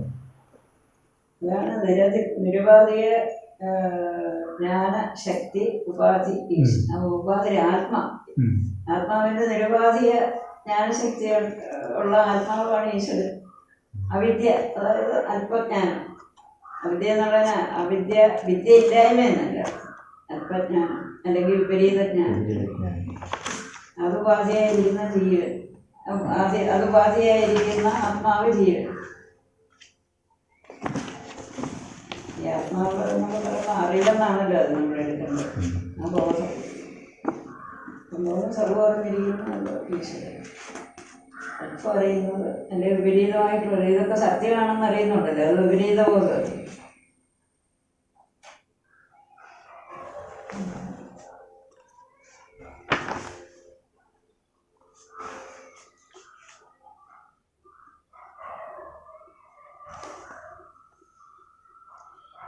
യഥാ മലിനസത്വാം താം കാമകർമാദിദൂഷിതാം ആദത്തേ തൽപരം ബ്രഹ്മ ത്വം പദേന തദോച്യതേ.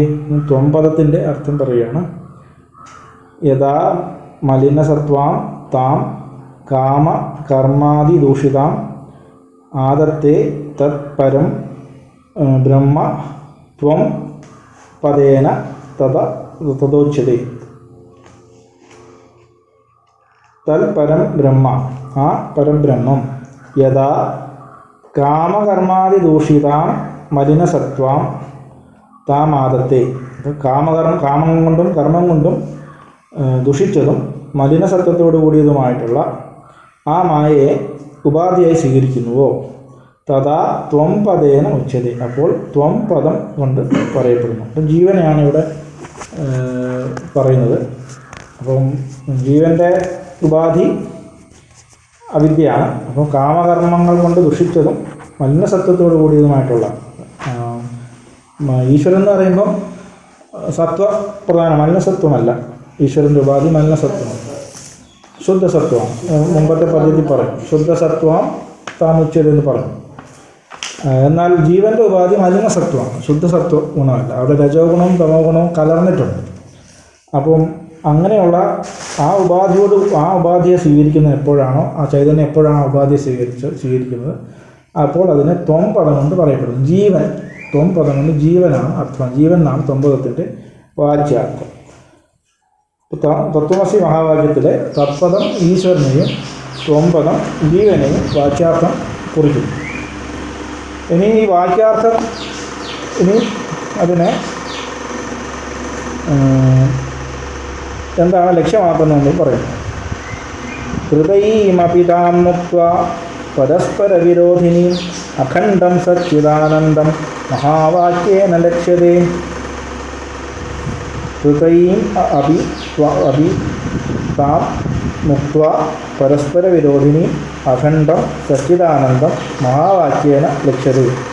പരസ്പര വിരോധിനി, പരസ്പരം വിരുദ്ധമായ, അന്യോന്യം വിരുദ്ധമായ, താം ഹൃദയീം അഭിമുക്ത്വ, ഈ മൂന്നിനെയും ഉപേക്ഷിച്ചിട്ട്, അതായത് ആദ്യം പറഞ്ഞ തമോ ഗുണപ്രധാനം, ശുദ്ധ സത്വഗുണപ്രധാനം, മലിന സത്വപ്രധാനം, ഈ മൂന്ന് വിധത്തിലിരിക്കുന്ന ഉപാധിയെയും ഉപേക്ഷിച്ചിട്ട് അഖണ്ഡം സച്ചിദാനന്ദം മഹാവാക്യേന ലക്ഷ്യത. അഖണ്ഡമായ പരിപൂർണമായ സച്ചിദാനന്ദമാണ് മഹാവാക്യം കൊണ്ട് ലക്ഷ്യമാക്കപ്പെടുന്നത്. അതായത് മൂന്ന് ഉപാധികൾ നേരത്തെ പറഞ്ഞു. തമോ ഗുണപ്രധാനമായ ഉപാധി, സത്വഗുണപ്രധാന ഉപാധി, മലിന സത്വഗുണപ്രധാന ഉപാധി. അപ്പോൾ ഇങ്ങനെ മൂന്ന് വിധത്തിലിരിക്കുന്നത് ഈ അന്യോന്യ വിരോധമുണ്ടതിൽ. അപ്പോൾ ഈ മൂന്നിനെ ഉപാധിയായിട്ട് സ്വീകരിച്ചിരിക്കുമ്പോൾ എന്താണ്, ബ്രഹ്മമെന്നും ഈശ്വരനെന്നും ജീവനെന്നും രണ്ട് രീതി വ്യവഹാരം വന്നു. അപ്പോൾ ഈ ഉപാധികളെ മൂന്നിനെയും വിവേകം കൊണ്ട് നീക്കിയാൽ, ഇവർ നീക്കിയിട്ട് അഖണ്ഡം സച്ചിദാനന്ദം മഹാവാക്യം ലക്ഷ്യത, മഹാവാക്യത്തിൻ്റെ ലക്ഷ്യമായിട്ട് അഖണ്ഡമായ സച്ചിദാനന്ദ സ്വരൂപമാണ് മഹാവാക്യത്തിൻ്റെ ലക്ഷ്യാർത്ഥം, തത്വമസിയുടെ ലക്ഷ്യാർത്ഥമായിട്ട് പറയപ്പെട്ടിരിക്കുന്നത്. ഉപാധിയെ നീക്കുന്നതാണ് ലക്ഷ്യാർത്ഥം കൊണ്ട്. ലക്ഷ്യാർത്ഥം കിട്ടണമെങ്കിൽ ഈ ജീവൻ്റെയും ഈശ്വരൻ്റെയും ഉപാധികളെ തള്ളണം. എങ്കിൽ മാത്രമേ അത് ലക്ഷ്യമാക്കുന്നുണ്ടോയെന്ന് അറിയാൻ പറ്റുള്ളൂ. അതായത് തത്പദത്തിൽ ഈശ്വരനാകുന്ന വാച്യാർത്ഥത്തോടു കൂടിയ തത്പദത്തിൽ ഈശ്വരൻ്റെ ഉപാധികൾ, ആ ശുദ്ധസത്വവും തമോ ഗുണവും, ഈ രണ്ടിനെയും തള്ളുക. അപ്പോൾ ചൈതന്യം മാത്രം അവശേഷിക്കും. അതുപോലെ ജീവൻ്റെ ഉപാധിയായിട്ടുള്ള മലിന സത്വത്തെ തള്ളിക്കഴിഞ്ഞാൽ അപ്പോഴും ചൈതന്യം മാത്രം. ഈ ചൈതന്യം എന്ന് പറയുന്നത് അഖണ്ഡമാണ്, സച്ചിദാനന്ദ സ്വരൂപമാണ്. അപ്പോൾ അഖണ്ഡവും സച്ചിദാനന്ദ സ്വരൂപമായ ചൈതന്യത്തെയാണ് ഈ മഹാവാക്യത്തിൻ്റെ ലക്ഷ്യാർത്ഥമായിട്ട് നമ്മൾ മനസ്സിലാക്കേണ്ടത്. അതെങ്ങനെ, അതാണ് ഭാഗത്യാഗ ലക്ഷണയിലൂടെ നമ്മൾ ചെയ്യുന്നത്. അത് വിട്ടുവിടാത്ത ലക്ഷണയിലൂടെ എടുക്കുന്നത് എങ്ങനെയാണെന്ന് വെച്ചാൽ, സ്വയമിത്യാദി വാക്യേഷു വിരോധാർത്ഥ തത്തിദം തയോ യാഗേന ഭാഗയോരേക ആശ്രയോ ലക്ഷ്യതേ യഥാ സോ അയം സഹ അയം ഇത്യാദി വാക്യേഷു വിരോധാ തത് ഇദം തയോഃ യാഗേന ഭാഗയോ തത്തിദം തദിദം ഇദം തത് ഇദം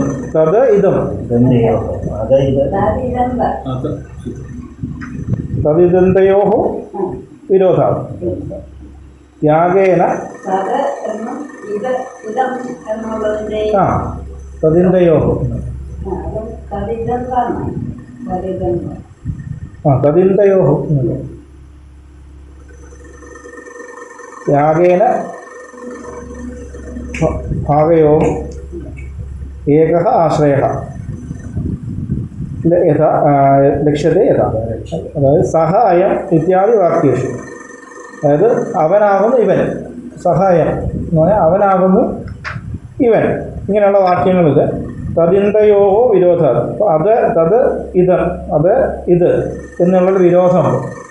അതുകൊണ്ട് ഭാഗയോഹോ ത്യാഗേന, അതിനെ രണ്ടിനെ ഉപേക്ഷിക്കും. അപ്പോൾ അത് ഇത് എന്നുള്ള വിരോധം അവിടെ ഉണ്ട്. അവിടെ ഇരിക്കുന്ന, നേരത്തെ പറഞ്ഞ ഉദാഹരണത്തിൽ തൃശ്ശൂരിരിക്കുന്ന മുരളിയാണ് ഇവിടെ ഇരിക്കുന്നത് പറയുമ്പോൾ തൃശ്ശൂരിനെയും ഇതിനെ നമ്മൾ വിട്ടിട്ട് മുരളിയെ മാത്രം എടുത്ത പോലെ അത് ഇത് എന്നുള്ളൊരു വിരോധം കൊണ്ട് ആ രണ്ടിനെയും ഉപേക്ഷിക്കുക. എന്നിട്ട് ഏകഃ ആശ്രയ, അപ്പോൾ രണ്ടിനും ആശ്രയമായിട്ടുള്ള ഒന്നിനെ എപ്രകാരമാണോ ലക്ഷീകരിക്കുന്നത്.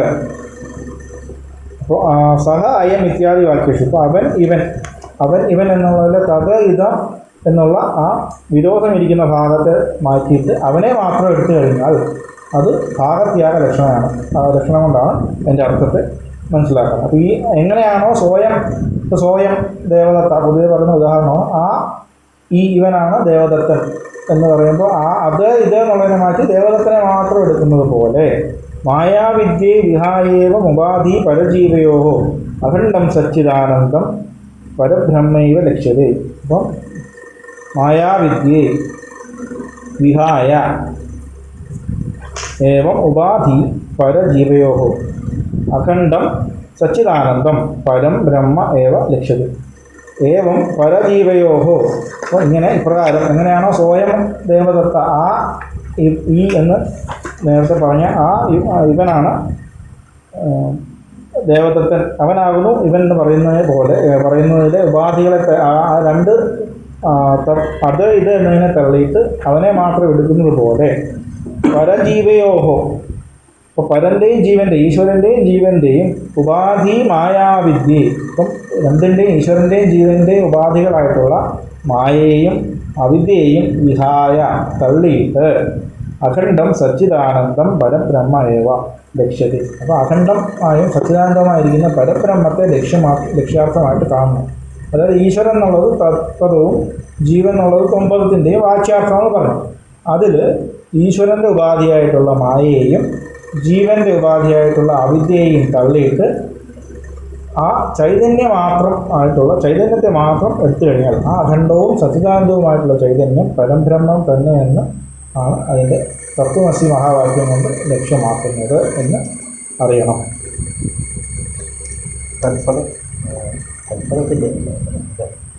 തത്പദവും തൊമ്പതും പരജീവയോഹോ രണ്ടിൻ്റെ ഉപാധികളെ തള്ളിയാൽ ഒക്കെ അവശേഷിക്കുന്ന എന്താ? ചൈതന്യം മാത്രമാണ്. ഈശ്വരൻ എന്ന് പറഞ്ഞാൽ മായോപാധിക ചൈതന്യമാണ് ഈശ്വരൻ, അവിദ്യോപഹിത ചൈതന്യം ജീവൻ. രണ്ട് ഉപാധികളെയും തള്ളിക്കഴിഞ്ഞാൽ ചൈതന്യം മാത്രമേ ഉള്ളൂ. ഉപാധിയിലുള്ള ഭേദം മാത്രമേ ഉള്ളൂ ഈശ്വരനും ജീവനും എന്ന്. മായ അവിദ്യ രണ്ട് ഉപാധികളെയും തള്ളിക്കഴിഞ്ഞാൽ ചൈതന്യം മാത്രം അവശേഷിക്കും. അതായത് ഉപാധി കൊണ്ടുള്ള തോന്നുന്ന ഭേദം മാത്രമേ ആത്മാവിന് വാസ്തവത്തിലുള്ളൂ. ആത്മാവിൻ്റെ സ്വരൂപം ശരിക്കും അഖണ്ഡവും സച്ചിദാനന്ദവുമാണ്. അതാണ് തത്വമസിയുടെ ലക്ഷ്യാർത്ഥം എന്ന് മനസ്സിലാക്കണം. ആ ജീവബ്രഹ്മ ഐക്യം ലക്ഷ്യാർത്ഥം കൊണ്ട് വേണം, ഭാഗത്യാഗ ലക്ഷണം കൊണ്ട് വേണം അറിയാൻ. വാച്യാർത്ഥം എടുത്താൽ അതിൻ്റെ അർത്ഥം തത്വമസിയുടെ അർത്ഥം ബോധിക്കാൻ സാധിക്കുകയില്ല. ലക്ഷ്യാർത്ഥം തന്നെ എടുക്കണം. തൊമ്പത്തിൻ്റെ ഉദാഹരണം പറഞ്ഞാൽ ആ ദേശത്തെ ആ കാലത്തെയും വിട്ട് ഈ ദേശത്ത് ഈ കാലത്തെയും വിട്ട്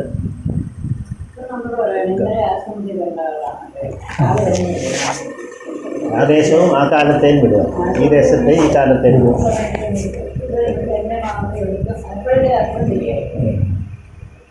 കാരണം ആ ദേശത്തും ആ കാലത്തും ഇപ്പോൾ ഇല്ല. അപ്പോൾ രണ്ടും മുന്നേ വിരോധമാണ്.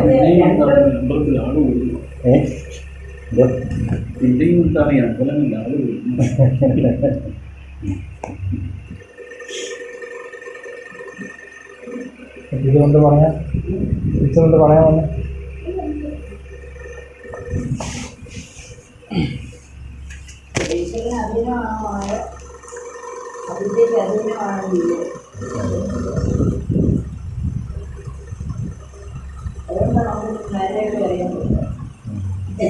ഈശ്വരൻ സർവജ്ഞനും, അതുകൊണ്ട് ഈശ്വരൻ സർവജ്ഞനും ജീവൻ അല്പജ്ഞനാണ്.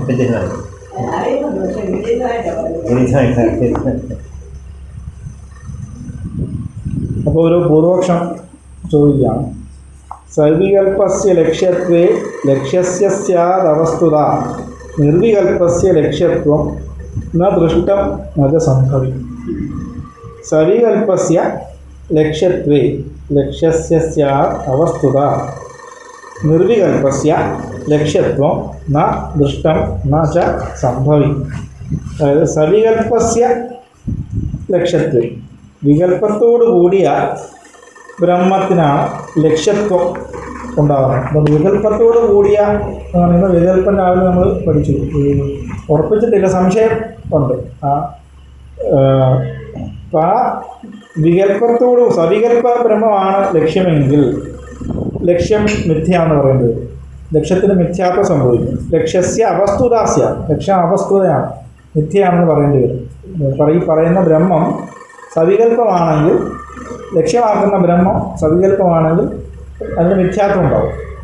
നിർവികൽപ്പസ്യ ലക്ഷ്യത്വം, ഇനി വികല്പമില്ലാത്ത നിർവികല്പമായ ബ്രഹ്മമാണെങ്കിൽ ന ദുഷ്ടം, അത് കാണപ്പെട്ടിട്ടില്ല. എന്നുവെച്ചാൽ സംഭവിക്കുന്നുമില്ല. അതായത് ഈ ഇവിടെ ഇപ്പോൾ പറഞ്ഞ മഹാവാക്യം കൊണ്ട് ലക്ഷ്യമാക്കപ്പെടുന്നത് ബ്രഹ്മം ആണെന്ന് പറഞ്ഞു, പരബ്രഹ്മമാണെന്ന് പറഞ്ഞു. ഇനി സവികല്പ ബ്രഹ്മമാണോ നിർവികല്പ ബ്രഹ്മമാണോ മഹാവാക്യം കൊണ്ട് ലക്ഷ്യമാക്കുന്നതെന്നൊരു വാദം അവിടെ ഉന്നയിക്കുകയാണ്. ഈ ഭാഗത്യാഗ ലക്ഷണം കൊണ്ട് പരബ്രഹ്മമാണെന്ന് പറഞ്ഞു. അത് സവികല്പമാണോ അതോ നിർവികല്പമാണോ എന്നാണ് പൂർവപക്ഷം. അപ്പോൾ രണ്ടിലും ദോഷമുണ്ടെന്നാണ് അവരുടെ പൂർവപക്ഷക്കാരുടെ പക്ഷം. അപ്പം സവികല്പമാണെങ്കിൽ ആ ലക്ഷ്യമാക്കുന്ന വസ്തു മിഥ്യയാണെന്ന് പറയാം, അവസ്തു മിഥ്യയാണെന്ന് പറയേണ്ടി വരും. അതായത് ഈ സവികല്പമാണ്. അപ്പം സവികല്പമായതുകൊണ്ട് അതിന് നാമം, ജാതി, ഇങ്ങനെയൊക്കെയുള്ള പല ഗുണവിശേഷങ്ങളൊക്കെ കൽപ്പിക്കപ്പെട്ടിട്ടുണ്ട്. അപ്പോൾ അതുകൊണ്ട് അത് സത്യം മിഥ്യ എന്ന് പറയേണ്ടി വരും. നിർവികല്പമാണെങ്കിൽ അതിന് നാമം, ജാതി മുതലായിട്ടുള്ളതൊന്നുമില്ല. അതുകൊണ്ട് ലക്ഷീകരിക്കപ്പെടുന്ന ധർമ്മങ്ങളൊന്നും അതിലില്ലാത്തതുകൊണ്ട് അതിന് ലക്ഷ്യമാക്കുന്ന അതിനാണ് പറയാൻ സാധിക്കില്ല. സവികല്പമാണെങ്കിൽ ഗുണമുണ്ട്, അല്ലെങ്കിൽ വിശേഷങ്ങളൊക്കെ ഉണ്ട്, അതുകൊണ്ട് അത് സത്യമല്ലാന്ന് പറയേണ്ടി വരും. നിർവികല്പമാണെങ്കിൽ അതിനെ ലക്ഷീകരിക്കാനും പറ്റില്ല. കാരണം നിർവികല്പം ഒരു രീതിയിലും ലക്ഷ്യമാക്കാൻ പറ്റാത്തതാണല്ലോ നിർവികല്പം. അപ്പോൾ അതുകൊണ്ട് സവികല്പമാണെങ്കിലും നിർവികല്പമാണെങ്കിലും ഈ ലക്ഷ്യമാക്കാൻ പറ്റുമോ പറ്റില്ല എന്നാണ് പൂർവപക്ഷക്കാരും പറയുന്നത്. അപ്പോൾ അതിന് മറുപടി പറയുകയാണ്. വികല്പോ നിർവികല്പസ്യ സവികല്പസ്യ വാ ഭവേത് ആദ്യേ വ്യാഹതിരന്യത്ര അന്യത്രാനവസ്ഥാത്മാശ്രാദയ അന്യത്ര അനവസ്ഥ ആത്മാശ്രയാദയ വികല്പഃ നിർവികല്പസ്യ സവികല്പസ്യ വാ ഭവേത് ആദ്യേ വ്യാഹതിഃ അന്യത്ര അനവസ്ഥ ആത്മാശ്രയാദയ. അതായത് വികല്പഃ, പൂർവപക്ഷത്തിൽ പറഞ്ഞ വികല്പമാണെന്ന് ചോദിച്ചു, വികല്പമാണോ ചോദിച്ചു. അപ്പോൾ ഇത് വികല്പം ആണെങ്കിൽ വികല്പം ഇപ്പം പൂർവപക്ഷക്കാരൻ പറഞ്ഞിട്ടുള്ള ഈ വികല്പം നിർവികല്പസ്യ സവികല്പസ്യ വാ ഭവേത്. നിർവികല്പത്തിനാണോ സവികല്പത്തിനാണോ ഈ വികല്പം ഉണ്ടാകുന്നത്, ഈ ഭേദം ഉണ്ടാകുന്നത്? ഇപ്പം ഉദാഹരണം പറഞ്ഞാൽ ഒരു മുത്തുച്ചിപ്പിയെ വെള്ളിയായിട്ട് കണ്ടു, വെള്ളിയാണെന്ന് വിചാരിച്ചു. ഇനിയിപ്പം ഇത് ശുക്തിയാണോ, ഇതിൽ മുത്തുച്ചിപ്പിയാണോ രജതമാണോ എന്ന് ചോദിക്കുക. മുത്തുച്ചിപ്പിയെ രജതമായിട്ട് കണ്ടു, വെള്ളിയായിട്ട് കണ്ടു. അപ്പോൾ ഇത് മുത്തുച്ചിപ്പിയാണോ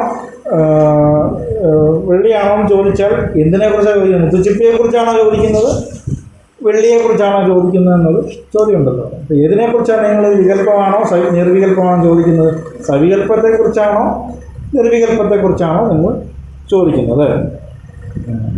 ആദ്യേ വ്യാഹതി, ആദ്യ പക്ഷം വ്യാഘാതം എന്നൊരു ദോഷം ഉണ്ട്. അന്യത്ര രണ്ടാമത്തെ പക്ഷത്തിൽ, അത് ആദ്യം നിർവികല്പമാണെന്ന് പറഞ്ഞാൽ അതിനൊരു വേറൊരു ദോഷമുണ്ട്, വ്യാഘാതം. അത് പറയാം, വ്യാഘാതം എന്നൊരു ദോഷമുണ്ട്. അന്യത്ര അനവസ്ഥ ആത്മാശ്രയതാണ്. രണ്ടാമത് അങ്ങനെ അനവസ്ഥ മുതലായിട്ടുള്ള ആത്മാശ്രയം മുതലായിട്ടുള്ള ദോഷങ്ങളൊക്കെ നിങ്ങൾ പറഞ്ഞത് രണ്ടിലും ദോഷമുണ്ട്. അതായത് നിങ്ങൾ പറയുകയാണ് വികല്പത്തിനാണ് നിർവികല്പം, വികല്പത്തെയാണ് നിങ്ങൾ നിർവികല്പമാണോ സവികല്പമാണോ എന്ന് ചോദിച്ചത്, അതോ നിർവികല്പത്തെയാണോ നിങ്ങൾ സവികല്പമാണോ വികല്പമാണോ എന്ന് ചോദിച്ചത് എന്ന് ചോദിച്ചാൽ, ഇപ്പം ഉദാഹരണം പറഞ്ഞതിൽ ഇപ്പം ശുക്തിയും രജതവും, ഇപ്പം ശുക്തിയോ രജതമോ എന്ന് ചോദിക്കുന്നതിനാണ് വികല്പം എന്ന് പറയുന്നത്. സംശയം ഉറപ്പിച്ചിട്ടില്ല, വികല്പമാണ് ശുക്തിയാണോ രജതമാണോ എന്ന് ഉറപ്പിക്കുന്നില്ല, അവിടെ സംശയമാണ്, അതാണ് വികല്പം. ഇനി ബ്രഹ്മം, മഹാവാക്യത്തിൻ്റെ ലക്ഷ്യം ബ്രഹ്മമാണെന്ന് പറഞ്ഞു. ആ ബ്രഹ്മം സവികല്പമോ നിർവികല്പമോ എന്നാണ് പൂർവപക്ഷക്കാരൻ ചോദിച്ചത്. ആ ബ്രഹ്മം സവികല്പമാണോ നിർവികല്പമാണോ എന്ന് ചോദിച്ചപ്പോൾ ആ ബ്രഹ്മം, നിങ്ങൾ പറയുന്ന ബ്രഹ്മം സവികല്പ ബ്രഹ്മത്തെയാണോ നിങ്ങൾ ചോദിച്ചത്, നിർവികല്പ ബ്രഹ്മത്തെക്കുറിച്ചാണോ നിങ്ങൾ ചോദിച്ചത് എന്ന് ചോദ്യം വരും. നിങ്ങൾ ചോദിച്ച ചോദ്യത്തിൽ സവികല്പ ബ്രഹ്മം ആണോ നിർവികല്പ ബ്രഹ്മമാണോ എന്നൊരു ദോഷം വരും. ആ നിർവികല്പ ബ്രഹ്മത്തെക്കുറിച്ചാണ് പറഞ്ഞതെങ്കിൽ നിങ്ങൾ നിർവികല്പമാണെന്ന് പറഞ്ഞിട്ട് അതിനെ വീണ്ടും നിർവികല്പമാണോ സവികല്പമാണോ എന്ന് ചോദിക്കുന്നത് യുക്തിയല്ലത്. നിർവികൽപ്പ ബ്രഹ്മമാണെന്ന് പറഞ്ഞ ശേഷം അത് നിർവികൽപ്പമാണോ അവികൽപ്പമാണോ എന്ന് ചോദിച്ചാൽ അതൊരു യുക്തിദോഷമാണ്. അതിനാണ് വ്യാഘാതം എന്ന് പറയുന്നത്. അത് പൂർവാപര വിരുദ്ധമാണ്. നിർവികൽപ്പമാണെന്ന് പറയുകയും വീണ്ടും ചോദിക്കുകയാണ് നിർവികൽപ്പമാണോ സവികൽപ്പമാണോ. നിർവികൽപ്പമാണെന്ന് പക്ഷം സ്വീകരിക്കുക. നമ്മൾ നിർവികൽപ്പമാണെന്ന പൂർവപക്ഷക്കാരൻ നിർവികൽപ്പത്തെയാണ് ചോദിക്കുന്നത്. നിർവികൽപ്പമാണോ, ഇപ്പം മുത്തുച്ചിപ്പിയാണെന്ന് പറഞ്ഞ ശേഷം അത് മുത്തുച്ചിപ്പിയാണോ വെള്ളിയാണോ എന്ന് ചോദിച്ചാൽ അത് പൂർവാപര വിരുദ്ധമാണ്. അതാണ് വ്യാഘാതം എന്നൊരു ദോഷം. ഇനി സവികൽപ്പത്തെ ഉദ്ദേശിച്ചാണ് പറയുന്നതെങ്കിൽ അതിനകത്ത് അനവസ്ഥ മുതലായിട്ടുള്ള ദോഷമുണ്ടാകും. അപ്പോൾ അത് അനവസ്ഥ എന്ന് പറയുമ്പോൾ ഇപ്പോൾ കാര്യകാരണം ചോദിക്കുമ്പം ബീജമാണോ അങ്കുരമാണോ ആദ്യം ഉണ്ടായെന്ന് ചോദിക്കുക. അപ്പോൾ അങ്കുരമാണെന്ന് പറഞ്ഞാൽ അതിൻ്റെ കാരണം ബീജമാണ്. ഇപ്പോൾ ബീജമാണെന്ന് ചോദിച്ചാൽ അതിൻ്റെ കാരണം അങ്കുരമാണ്. അപ്പോൾ അതിനൊരു നിശ്ചയിക്കാൻ പറ്റാത്ത രീതിയിൽ ആദ്യം ഏതാണെന്ന് അറിയാത്ത രീതിയിൽ ഇപ്പോൾ സവികൽപ്പമാണെന്ന് പറഞ്ഞാൽ സവികൽപ്പം എന്തിൽ നിന്നുണ്ടായി, അതെന്തിൽ നിന്നുണ്ടായി, ഇങ്ങനെ പോയി എങ്ങും എത്താത്ത ഒരു സ്ഥിതിയിലെത്തും. അതുകൊണ്ട് നിങ്ങൾ ചോദിച്ച ചോദ്യം തന്നെ യുക്തിപൂർവ്വമല്ല എന്നാണ് ആചാര്യൻ മറുപടി ചോദിക്കുന്നത്. ഇത്തരം ദോഷങ്ങളാണ് നിങ്ങളുടെ ചോദ്യത്തിൽ പൂർവപക്ഷത്തിൽ ഉള്ളത്. അതുകൊണ്ട് പൂർവപക്ഷം ചോദ്യം തന്നെ അസംഗതമാണ്. ആ ചോദ്യം തന്നെ അസംഗതമാണ് പറഞ്ഞു. ഞാൻ ഉത്തരം ആയിട്ട് പറയുകയാണ്. ഇതം ഗുണക്രിയാജാതി ദ്രവ്യസംബന്ധ വസ്തുഷു സമം തേന സ്വരൂപസ്യ സർവമേത വിനീഷ്യത. ഈ വികല്പം ആണല്ലോ പറഞ്ഞ ഇവിടെ വിഷയം. ഈ വികല്പപൂർവമായിട്ടുള്ള ഈ പറഞ്ഞ ദോഷം, ഈ ദോഷമാണ് ഗുണക്രിയാജാതി ദ്രവ്യ സംബന്ധ വസ്തുഷു സമം തേന സ്വരൂപസ്യ സർവമേത വിനീഷ്യത. അതായത് ഗുണക്രിയാജാതി ദ്രവ്യ സംബന്ധ വസ്തുഷു. അപ്പം ഈ പറഞ്ഞ വികല്പം എന്ന് പറഞ്ഞത് എന്തിനൊക്കെ ഉണ്ട്? ഗുണം, ക്രിയ, ജാതി, ദ്രവ്യം, സംബന്ധം. ഈ 5 പദാർത്ഥങ്ങളിലും വികല്പം തുല്യമാണ്. വികല്പം എന്താണോ ഓരോന്നും പറയാം. തേന ഏത സർവം, അതുകൊണ്ട് ഇതെല്ലാം സ്വരൂപസ്യ ഇത് വിശ്യത. അപ്പോൾ അതിൻ്റെ സ്വരൂപത്തിലാണ്. ഇപ്പോൾ ഈ പദാർത്ഥങ്ങൾക്കെല്ലാം വികല്പമുണ്ട്. ഗുണം, ക്രിയ, ജാതി, ദ്രവ്യ, സംബന്ധ വസ്തുഷു. അതായത് നമ്മൾ രാവിലെ ഇത് പറഞ്ഞിരുന്നു ഉപനിഷത്തിൽ ഗുണക്രിയാജാതി എന്തൊക്കെയാണ്. അപ്പോൾ സംബന്ധം എന്നുള്ള 2 പദാർത്ഥങ്ങൾ തമ്മിലുള്ള ചേർച്ചയാണ് സംബന്ധം എന്ന് പറയുന്നത്. ഇനി ജാതി സംബന്ധം, ദ്രവ്യം എന്ന് പറഞ്ഞാൽ ഒരു ഗുണത്തിന് ആശ്രയമായിരിക്കുന്ന പദാർത്ഥമാണ് ദ്രവ്യം. ദ്രവ്യത്തെ നൈയായികന്മാർ 9 തരത്തിൽ പറയും. ആകാശം, വായു, അഗ്നി, ജലം, പൃഥിവി, ഭൂമി, കാലം, ദിക്ക്, മനസ്സ്, ആത്മാവ്. ഇങ്ങനെ 9 ദ്രവ്യങ്ങളാണ് നൈയായിക മതത്തിൽ ന്യായശാസ്ത്രത്തിൽ പറഞ്ഞിരിക്കുന്നത്. 9 വിധത്തിൽ ദ്രവ്യമാണ്. അതൊരു ഗുണത്തിന് ആശ്രയമായിട്ടിരിക്കുന്ന പദാർത്ഥമാണ് ദ്രവ്യം. അപ്പോൾ ഗുണമെന്ന് പറഞ്ഞാൽ ഗുണം ഒരു ജാതിക്ക് ആശ്രയമായിട്ടിരിക്കുന്നു, എന്നാൽ കർമ്മത്തിന് ആശ്രയമായിട്ടിരിക്കാത്തതിനാണ് ഈ ഗുണമെന്ന് പറയുന്നത്. അപ്പോൾ ഗുണം ന്യായത്തിലും 24 ഗുണങ്ങൾ പറയാറുണ്ട്. ഇപ്പം ശബ്ദസ്പർശ രൂപരസ ഗന്ധങ്ങൾ, പരിമാണം, സംയോഗം, വിഭാഗം, സ്നേഹം, ഗുരുത്വം, ദ്രവത്വം, ഇതെല്ലാം ഗുണങ്ങളാണ്. നിറം, വർണ്ണമൊക്കെ ഗുണമാണ്. ഇപ്പം നമ്മൾ രാവിലെ ഉപനിഷത്ത് പറയുമ്പോൾ നീല നിറത്തിലുള്ള വസ്തുവിൻ്റെ കാര്യങ്ങൾ നീല നിറന്ന ആ വസ്തുവിൻ്റെ ഗുണമാണ്. അങ്ങനെ ഗുണം. അപ്പം സംബന്ധം, ദ്രവ്യം, ഗുണം, ജാതി എന്ന് പറഞ്ഞാൽ അനേക വസ്തുക്കളിൽ അനേക വ്യക്തികളിൽ, വ്യക്തി എന്ന് പറഞ്ഞാൽ മനുഷ്യനാകാം, പശുവാകാം, വൃക്ഷമാകാം, എന്തുള്ളതാണ് ആ വ്യക്തികളിൽ ഉള്ള സാമാന്യത്തെയാണ് ജാതി എന്ന് പറയുന്നത്. അതായത് അതിൽ നിന്ന് മറ്റുള്ളതിനെ അനേക ആശ്രയങ്ങളിൽ നിന്ന് മറ്റുള്ളതിന് എല്ലാവരും വേറൊന്നിൽ നിന്ന് വേർതിരിച്ച് കാണിക്കുന്ന ഒരു ധർമ്മത്തെയാണ് ജാതി എന്ന് പറയുന്നത്. ഇപ്പോൾ പശുവിൻ്റെ ജാതി പശുത്വം, പശു എന്ന് പറയും. മനുഷ്യന് മനുഷ്യത്വം ആണ് മനുഷ്യൻ്റെ ജാതി. വൃക്ഷത്തിന് വൃക്ഷത്വം, അതാണ് ജാതി എന്ന് പറയുന്നത്. അപ്പം വൃക്ഷത്തെ ഒരു മനുഷ്യനിൽ നിന്ന് വേർതിരിച്ച് കാണിക്കുന്നത് അതിൻ്റെ വൃക്ഷത്വമാണ്. മനുഷ്യനെ പശുവിൽ നിന്ന് വേർതിരിച്ച് കാണിക്കുന്നത്, ഒരു സമൂഹത്തിൽ വേർതിരിച്ച് കാണിക്കുന്നത്, സമൂഹമായിട്ടുണ്ടായിരിക്കണം, മറ്റുള്ളവരിൽ നിന്ന് വേർതിരിച്ച് കാണിക്കുകയാണ്. മനുഷ്യത്വം, പശുത്വം, അശ്വത്വം, ഇങ്ങനെ ഓരോന്നിൻ്റെയും ജാതി അതിന് വേർതിരിച്ച് കാണിക്കുന്ന ആ ധർമ്മമാണ് ജാതി. അത് ജാതി. ക്രിയ എന്ന് പറഞ്ഞാൽ പ്രവൃത്തിയെ സൂചിപ്പിക്കുന്നതാണ്. രാവിലത്തെ ഉദാഹരണത്തിൽ പാചകക്കാരൻ്റെ ഉദാഹരണം പറഞ്ഞു. പാചകം ചെയ്യുന്ന പാചകക്കാരൻ എന്നുള്ള ഒരു ഉദാഹരണം പറയുന്നു. അതുപോലെ ക്രിയ ഏതെങ്കിലും ഒരു ചലനത്തെ സൂചിപ്പിക്കുന്നു, പ്രവൃത്തിയെ സൂചിപ്പിക്കുന്നതൊക്കെ ക്രിയ. പഞ്ചേന്ദ്രിയങ്ങൾ കൊണ്ട് ചെയ്യുന്ന വ്യാപാരങ്ങളൊക്കെ ക്രിയയിൽപ്പെടുന്നതാണ്. അപ്പോൾ ഇതെല്ലാം പദാർത്ഥങ്ങളിൽ ഈ വികല്പമെല്ലാം തുല്യമാണെന്നാണ് ഈ പദ്യത്തിൽ പറഞ്ഞത്. അപ്പോൾ ഇതിലെല്ലാം ഈ മുകളിൽ പറഞ്ഞ ദോഷങ്ങളെല്ലാം ഈ വികല്പമാണെങ്കിൽ ഉണ്ടാവും. അനവസ്ഥാ ദോഷം, ആത്മാശ്രയ ദോഷം, അന്യോന്യാശ്രയ ദോഷം ഇങ്ങനെ കുറേ ദോഷങ്ങളുണ്ട്. ഒന്ന് മറ്റൊന്നിനെ ആശ്രയിക്കാതെ ഇരിക്കാൻ പറ്റില്ല. ഇപ്പം നീല കുതിര എന്ന് പറഞ്ഞാൽ കുതിര എന്ന വ്യക്തിയെ ആശ്രയിച്ചാണ് ആ ഗുണം ഇരിക്കുന്നത്. നീല എന്നൊരു ഗുണം അവിടെ ഇരിക്കുന്നുണ്ട്. അതിന് ആശ്രയത്വമാണ്. എന്നാൽ ബ്രഹ്മത്തിന് ബ്രഹ്മം ജാതി ക്രിയ ഗുണ ദ്രവ്യ സംബന്ധം ഒന്നും ഇല്ലാത്ത നിഷ്കളവും നിത്യവും പൂർണ്ണവുമായ ചൈതന്യമാണ് ബ്രഹ്മം. അതിൽ ഈ ഗുണമോ ദ്രവ്യമോ കർമ്മമോ ഒന്നും ക്രിയയൊന്നും ബ്രഹ്മത്തിലില്ല. അതുകൊണ്ട് ഇതൊക്കെ ഗുണങ്ങൾ, ജാതി ഇതെല്ലാം ആ വസ്തുവിനെ ആശ്രയിച്ചിരിക്കുന്ന ധർമ്മങ്ങൾ മാത്രമാണെന്ന് മനസ്സിലാക്കണം. അപ്പോൾ ആ ഗുണങ്ങൾ ആ ഗുണാദികൾ അതിൻ്റെ സ്വരൂപത്തെ ആശ്രയിച്ചിരിക്കുന്നതാണെന്നും അതുകൊണ്ട് നേരത്തെ പറഞ്ഞ സവികല്പമാണെന്ന് പറഞ്ഞാലും അത് ആത്മാവിൽ ഘടിക്കുകയില്ല എന്ന് മനസ്സിലാക്കണം. ഇത്തം വാക്യേ തദർത്ഥാനുസന്ധാനം ശ്രവണം ഭവേ യുക്ത്യാ സംഭാവിതത്വാനുസന്ധാനം മനനം തുതത്. ഇത്തം വാക്യേ ഇങ്ങനെ വാക്യേഹി തത് അർത്ഥാനുസന്ധാനം ശ്രവണം ഭവേ യുക്ത്യാ സംഭാവിതത്വാനുസന്ധാനം തത്തു മനനം ഭവേ. ഇപ്രകാരമുള്ള ഈ മഹാവാക്യങ്ങളെ കൊണ്ട്, തത്വമസി മുതലായിട്ടുള്ള മഹാവാക്യങ്ങളെ കൊണ്ട് തത് അർത്ഥാനുസന്ധാനം, ആ മഹാവാക്യത്തിൻ്റെ രക്ഷാർത്ഥത്തെ അനുസന്ധാനം ചെയ്യുന്നത്, തത് അർത്ഥ അനുസന്ധാനം, മഹാവാക്യത്തിൻ്റെ അർത്ഥത്തെ അനുസന്ധാനം ചെയ്യുന്നത് ശ്രവണം ഭവേ. അതാണ് ശ്രവണം എന്ന് പറയുന്നത്. അപ്പോൾ ഗുരു ശിഷ്യന് മഹാവാക്യം ഉപദേശിച്ചു. തത്വമസി എന്ന മഹാവാക്യം ഗുരു ശിഷ്യന് ഉപദേശിച്ചപ്പോൾ ശിഷ്യൻ എന്ത് ചെയ്യണം? തത്പദത്തിൻ്റെയും ത്വംപദത്തിൻ്റെയും അസിപദത്തിൻ്റെയും ലക്ഷ്യാർത്ഥത്തെ ഈ ഭാഗത്യാഗ ലക്ഷണം കൊണ്ട് അതിൻ്റെ ലക്ഷ്യാർത്ഥത്തെ മനസ്സിലാക്കിയിട്ട് ആ അർത്ഥത്തെ എന്ത് ചെയ്യണം? അനുസന്ധാനം ചെയ്യണം. ആ അർത്ഥത്തെ വിചാരം ചെയ്യണം.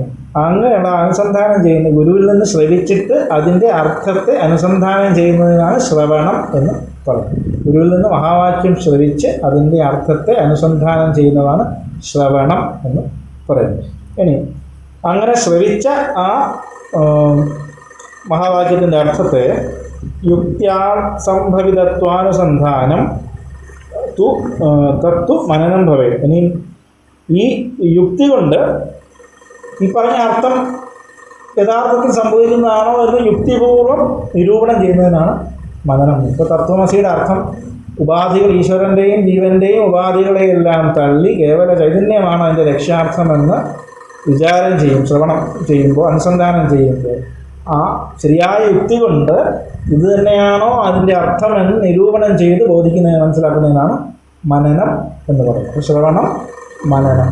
ഗുരുവിൽ നിന്ന് മഹാവാക്യം ശ്രവിച്ച് അതിൻ്റെ അർത്ഥത്തെ അനുസന്ധാനം ചെയ്യുന്നത് ശ്രവണവും, ആ മഹാവാക്യത്തിൻ്റെ അർത്ഥം ഇത് തന്നെയാണോ എന്ന് യുക്തിപൂർവം നിരൂപണം ചെയ്യുന്നത് മനനവും ആണ് എന്ന് മനസ്സിലാക്കണം. ഇത് വേദാന്തത്തിലെ ജ്ഞാനത്തിലെ സാധനങ്ങളാണ് ശ്രവണം, മനനം, നിരുധ്യാസം. അപ്പോൾ ശ്രവണം എന്ന് പറയുന്നത് മഹാവാക്യം, ഇപ്പോൾ പറയുന്ന തത്വമസി മഹാവാക്യത്തിൻ്റെ അർത്ഥത്തെ അനുസന്ധാനം ചെയ്യുന്നതാണ് ശ്രവണം. യുക്തിപൂർവ്വം അതിൻ്റെ അർത്ഥത്തെ നിരൂപണം ചെയ്യുന്നതാണ് മനനം. ഈ നിരുധ്യാസനം പറയുകയാണ്. താഭ്യാം നിർവിജിഗത്സേർത്ഥേ ചേതസ സ്ഥാപിതസ്യ ഏകദാനത്വമേതർത്ഥി നിരുധ്യാസനം ഉച്ചതി. താഭ്യാം നിർവിജിഗിത്സേ അർത്ഥേ തസ്യ ചേതസ സ്ഥാപിതസ്യ ചേതസഃ സ്ഥാപിതസ്യ യത് ഏകദാനത്വം ഏതത് ഹി നിരുധ്യാസനം ഉച്ചതി. അതായത് താഭ്യ നിർവിചികിത്സേ അർത്ഥേ. ഇനി ശ്രവണം കൊണ്ടും മനനം കൊണ്ടും, താഭ്യ രണ്ടും കൊണ്ടും, ശ്രവണം കൊണ്ടും മനനം കൊണ്ടും, ശ്രവണം പറയും മനനം പറയും, ഇത് രണ്ടും കൊണ്ടും നിർവിചികിത്സ അർത്ഥം, ഒരു സംശയവും കൂടാതെ സിദ്ധിച്ച അതിൻ്റെ അർത്ഥം. ഇപ്പോൾ ശ്രവണം ചെയ്തും മനനം ചെയ്തും മഹാവാക്യത്തിൻ്റെ അർത്ഥം സംശയരഹിതമായിട്ട് സിദ്ധിക്കണം. യാതൊരു സംശയമില്ലാതെ സിദ്ധിച്ചിട്ടുള്ള അർത്ഥത്തിൽ സ്ഥാപിതസ്യ ചേതസ്, ആ അർത്ഥത്തിൽ സ്ഥാപിക്കപ്പെട്ട ഉറപ്പിക്കപ്പെട്ട ചേതസിൻ്റെ മനസ്സിൻ്റെ ഏകദാനത്വം, ആ മനസ്സിൻ്റെ ഏകാഗ്രത മറ്റൊന്നിലോട്ടും പോകാതെ മനസ്സ് അതിൽ തന്നെ തുടർന്ന് നിൽക്കുന്നതാണ് ഏകദാനത എന്ന് പറയുന്നത്. അപ്പം തത്വമസി മഹാവാക്യത്തിൻ്റെ ലക്ഷ്യാർത്ഥത്തെ ശ്രവണമനങ്ങൾ കൊണ്ട് സംശയരഹിതമായിട്ട് ബോധിച്ചിട്ട് ആ അർത്ഥത്തിൽ തന്നെ മനസ്സ് മറ്റൊന്നിലേക്കും പോകാതെ ഏകദാനമായി ഒരേ തുടർച്ചയോടുകൂടി മുറിവില്ലാതെ ഏകാഗ്രമായി നിൽക്കുന്നതിനാണ് ഏത് നിധിധ്യാസനം എന്ന് പറയുന്നത്. അപ്പോൾ ശ്രവണം, മനനം, നിധിധ്യാസനം. അപ്പോൾ ശ്രവണം, ഉത്തമാധികാരിയാണ് ശ്രവണം കൊണ്ട് തന്നെ അയാൾക്ക് ജ്ഞാനം ഉണ്ടാവും. എന്നാൽ മധ്യമ മന്ദാധികാരികളാണെങ്കിൽ ശ്രവണം കൊണ്ട് മനസ്സിലാകാത്തവൻ എന്ത് ചെയ്യണം? അതിൻ്റെ യുക്തി കൊണ്ട് നിരൂപണം ചെയ്ത് മനനം ചെയ്യണം. അങ്ങനെ മനനം ചെയ്യപ്പെട്ട ബോധിച്ച സംശയരഹിതമായിട്ടുള്ള അർത്ഥത്തിൽ മനസ്സ് ഏകദാനമാകുമ്പോൾ ഏകാഗ്രമായി മുറിവില്ലാതെ അതിൽ തന്നെ മനസ്സ് തുടർന്ന് നിൽക്കുന്ന സ്ഥിതിയാണ് നിധിധ്യാസനം എന്ന് പറയുന്നത്. നിധിധ്യാസനം അതിൽ തന്നെ ഏകദാനമായി ധ്യാനം തത്ര ഏകദാനതയാ ധ്യാനം എന്ന് പതഞ്ജലി പറയുന്നത് ഏകദാനതയെക്കുറിച്ചാണ്. ധ്യാനേ പരിത്യജ്യ ക്രമാധ്യേക ഗോചരം നിവാദീവച്ചിത്തം സമാധിരഭിധീയത. അപ്പോൾ സമാധി എന്താണെന്ന് പറയട്ടെ. ധ്യാനം വരെ ഇപ്പം ഒരു കമ്പയർ ചെയ്ത് രണ്ട് ഇതാണെങ്കിൽ ധാരണ ധ്യാന സമാധികളെക്കുറിച്ച് യോഗശാസ്ത്രത്തിലുണ്ടോ. ഇവിടെ പറയുന്ന സമാധി എന്ന് പറയുന്നത് ജ്ഞാനസമാധിയാണ്. അതായത് തത്വമസി മഹാവാക്യത്തിൻ്റെ ലക്ഷ്യാർത്ഥത്തെ ആണ് മനനം ചെയ്ത് അതിലാണ് മനസ്സ് ഏകദാനമാകുന്നത്. അതായത് തത്വമസി ആ ബ്രഹ്മസ്വരൂപത്തിലാണ് ഏകദാനത ഉണ്ടാകുന്നത്. അപ്പോൾ ധ്യാന നിധിധ്യാസനം എന്ന് പറയുമ്പോൾ ധ്യാനം ആണത്, ഏകദാനതയാണ്. ധ്യാനെ പരിത്യജ്യ ക്രമാ ഏകഗോചരം നിവാദദീപവർ ചിത്തം സമാധിരവിധീയത. അതായത് ധ്യാതാവിനെയും ധ്യാനിക്കുന്ന ആളെയും ധ്യാനത്തെയും ക്രമാൽ പരിത്യജിച്ചിട്ട്, ക്രമത്തിൽ ആദ്യം ഇപ്പോൾ ധ്യാതാവിനെയും ധ്യാനത്തെയും ക്രമത്തിൽ ഉപേക്ഷിച്ചിട്ട് ധ്യാതാവാണെന്നുള്ള ഒരു ഞാൻ ഇപ്പം ഉണ്ട്, ഞാൻ തത്വമസിയുടെ മഹാവാക്യത്തെ ധ്യാനിക്കുന്നു എന്നൊരു അഭിമാനമുണ്ട്, ധ്യാതാവെന്നുള്ള ബോധമുണ്ട്. അതിനെ ആദ്യം ക്രമാൽ പരിത്യജ്യ, പിന്നെ ആ ധ്യാനത്തെ തന്നെയും പരിത്യജിച്ചിട്ട് ധ്യേയേക ഗോചരം, ധ്യേയത്തെ മാത്രം, ധ്യേയം എന്നാണ് പറയുന്നത് മഹാവാക്യത്തിൻ്റെ ലക്ഷ്യാർത്ഥമാണ്. ആ മഹാവാക്യത്തിൻ്റെ ലക്ഷ്യാർത്ഥമാണ് ധ്യേയം. ആ ലക്ഷ്യാർത്ഥത്തെ മാത്രം വിഷയമാക്കിയും നിവാദ ദീപവ ചിത്തം, കാറ്റില്ലാത്തവർക്ക് സ്ഥിതി ചെയ്യുന്ന ദീപം പോലെ ഒരു ചലനവുമില്ലാത്ത ഇളക്കവുമില്ലാത്ത ചിത്തത്തിൻ്റെ ആ സ്ഥിതിയാണ് സമാധി അഭിധീയത. അതിനെയാണ് സമാധി എന്ന് പറയുന്നത്. ധ്യാനിക്കുന്ന ആളെന്നും ധ്യാനമെന്നുമുള്ള ആ രണ്ടിനെയും ക്രമത്താൽ ഉപേക്ഷിച്ച് ധ്യാനിക്കപ്പെടുന്നതായിട്ടുള്ള ആ അർത്ഥത്തെ, മഹാവാക്യത്തിൻ്റെ അർത്ഥത്തെ, തത്വമസിയുടെ ലക്ഷ്യാർത്ഥത്തെ മാത്രം വിഷയമാക്കി കാറ്റില്ലാത്തവർക്ക് സ്ഥിതി ചെയ്യുന്ന ദീപം പോലെ ഇളകാത്ത ചിത്തം ഇളകാതിരിക്കുന്ന ആ സ്ഥിതിയാണ് സമാധി എന്ന് പറയുന്നത്. ആ നിശ്ചലമായ ആ സ്ഥിതി. ഇപ്പോഴും സമാധി ഇരിക്കുന്നതാണെന്നല്ല ഒരാൾ പറയുന്നത്. ശ്രവണം, മനനം, നിധിധ്യാസനം, ഇത് മൂന്നാണ് ജ്ഞാനസാധനകൾ. ഈ ജ്ഞാനസാധനങ്ങൾ കൊണ്ട് ചിത്തത്തിൻ്റെ നിശ്ചലത, ആ മഹാവാക്യത്തിൻ്റെ അർത്ഥത്തെ വിശദീകരിച്ച് ധ്യാനിക്കുന്നവൻ ധ്യാനം എന്നുള്ള ആ ദ്വൈതഭാവനയെയും പരിത്യജിച്ചിട്ട് നിവാദദീപം പോലെ ചിത്തം ഇളകാതിരിക്കുന്ന ആ സ്ഥിതിയാണ് സമാധി. സമാധിയാണ് അതിൻ്റെ ഫലം. പൂർണ്ണമദ പൂർണ്ണമിദം പൂർണ്ണാത് പൂർണ്ണമുദച്യത്തെ പൂർണ്ണസ്യ പൂർണ്ണമാദായ പൂർണ്ണമേവാവശിഷ്യത്തെ. ഓം ശാന്തി ശാന്തി ശാന്തി.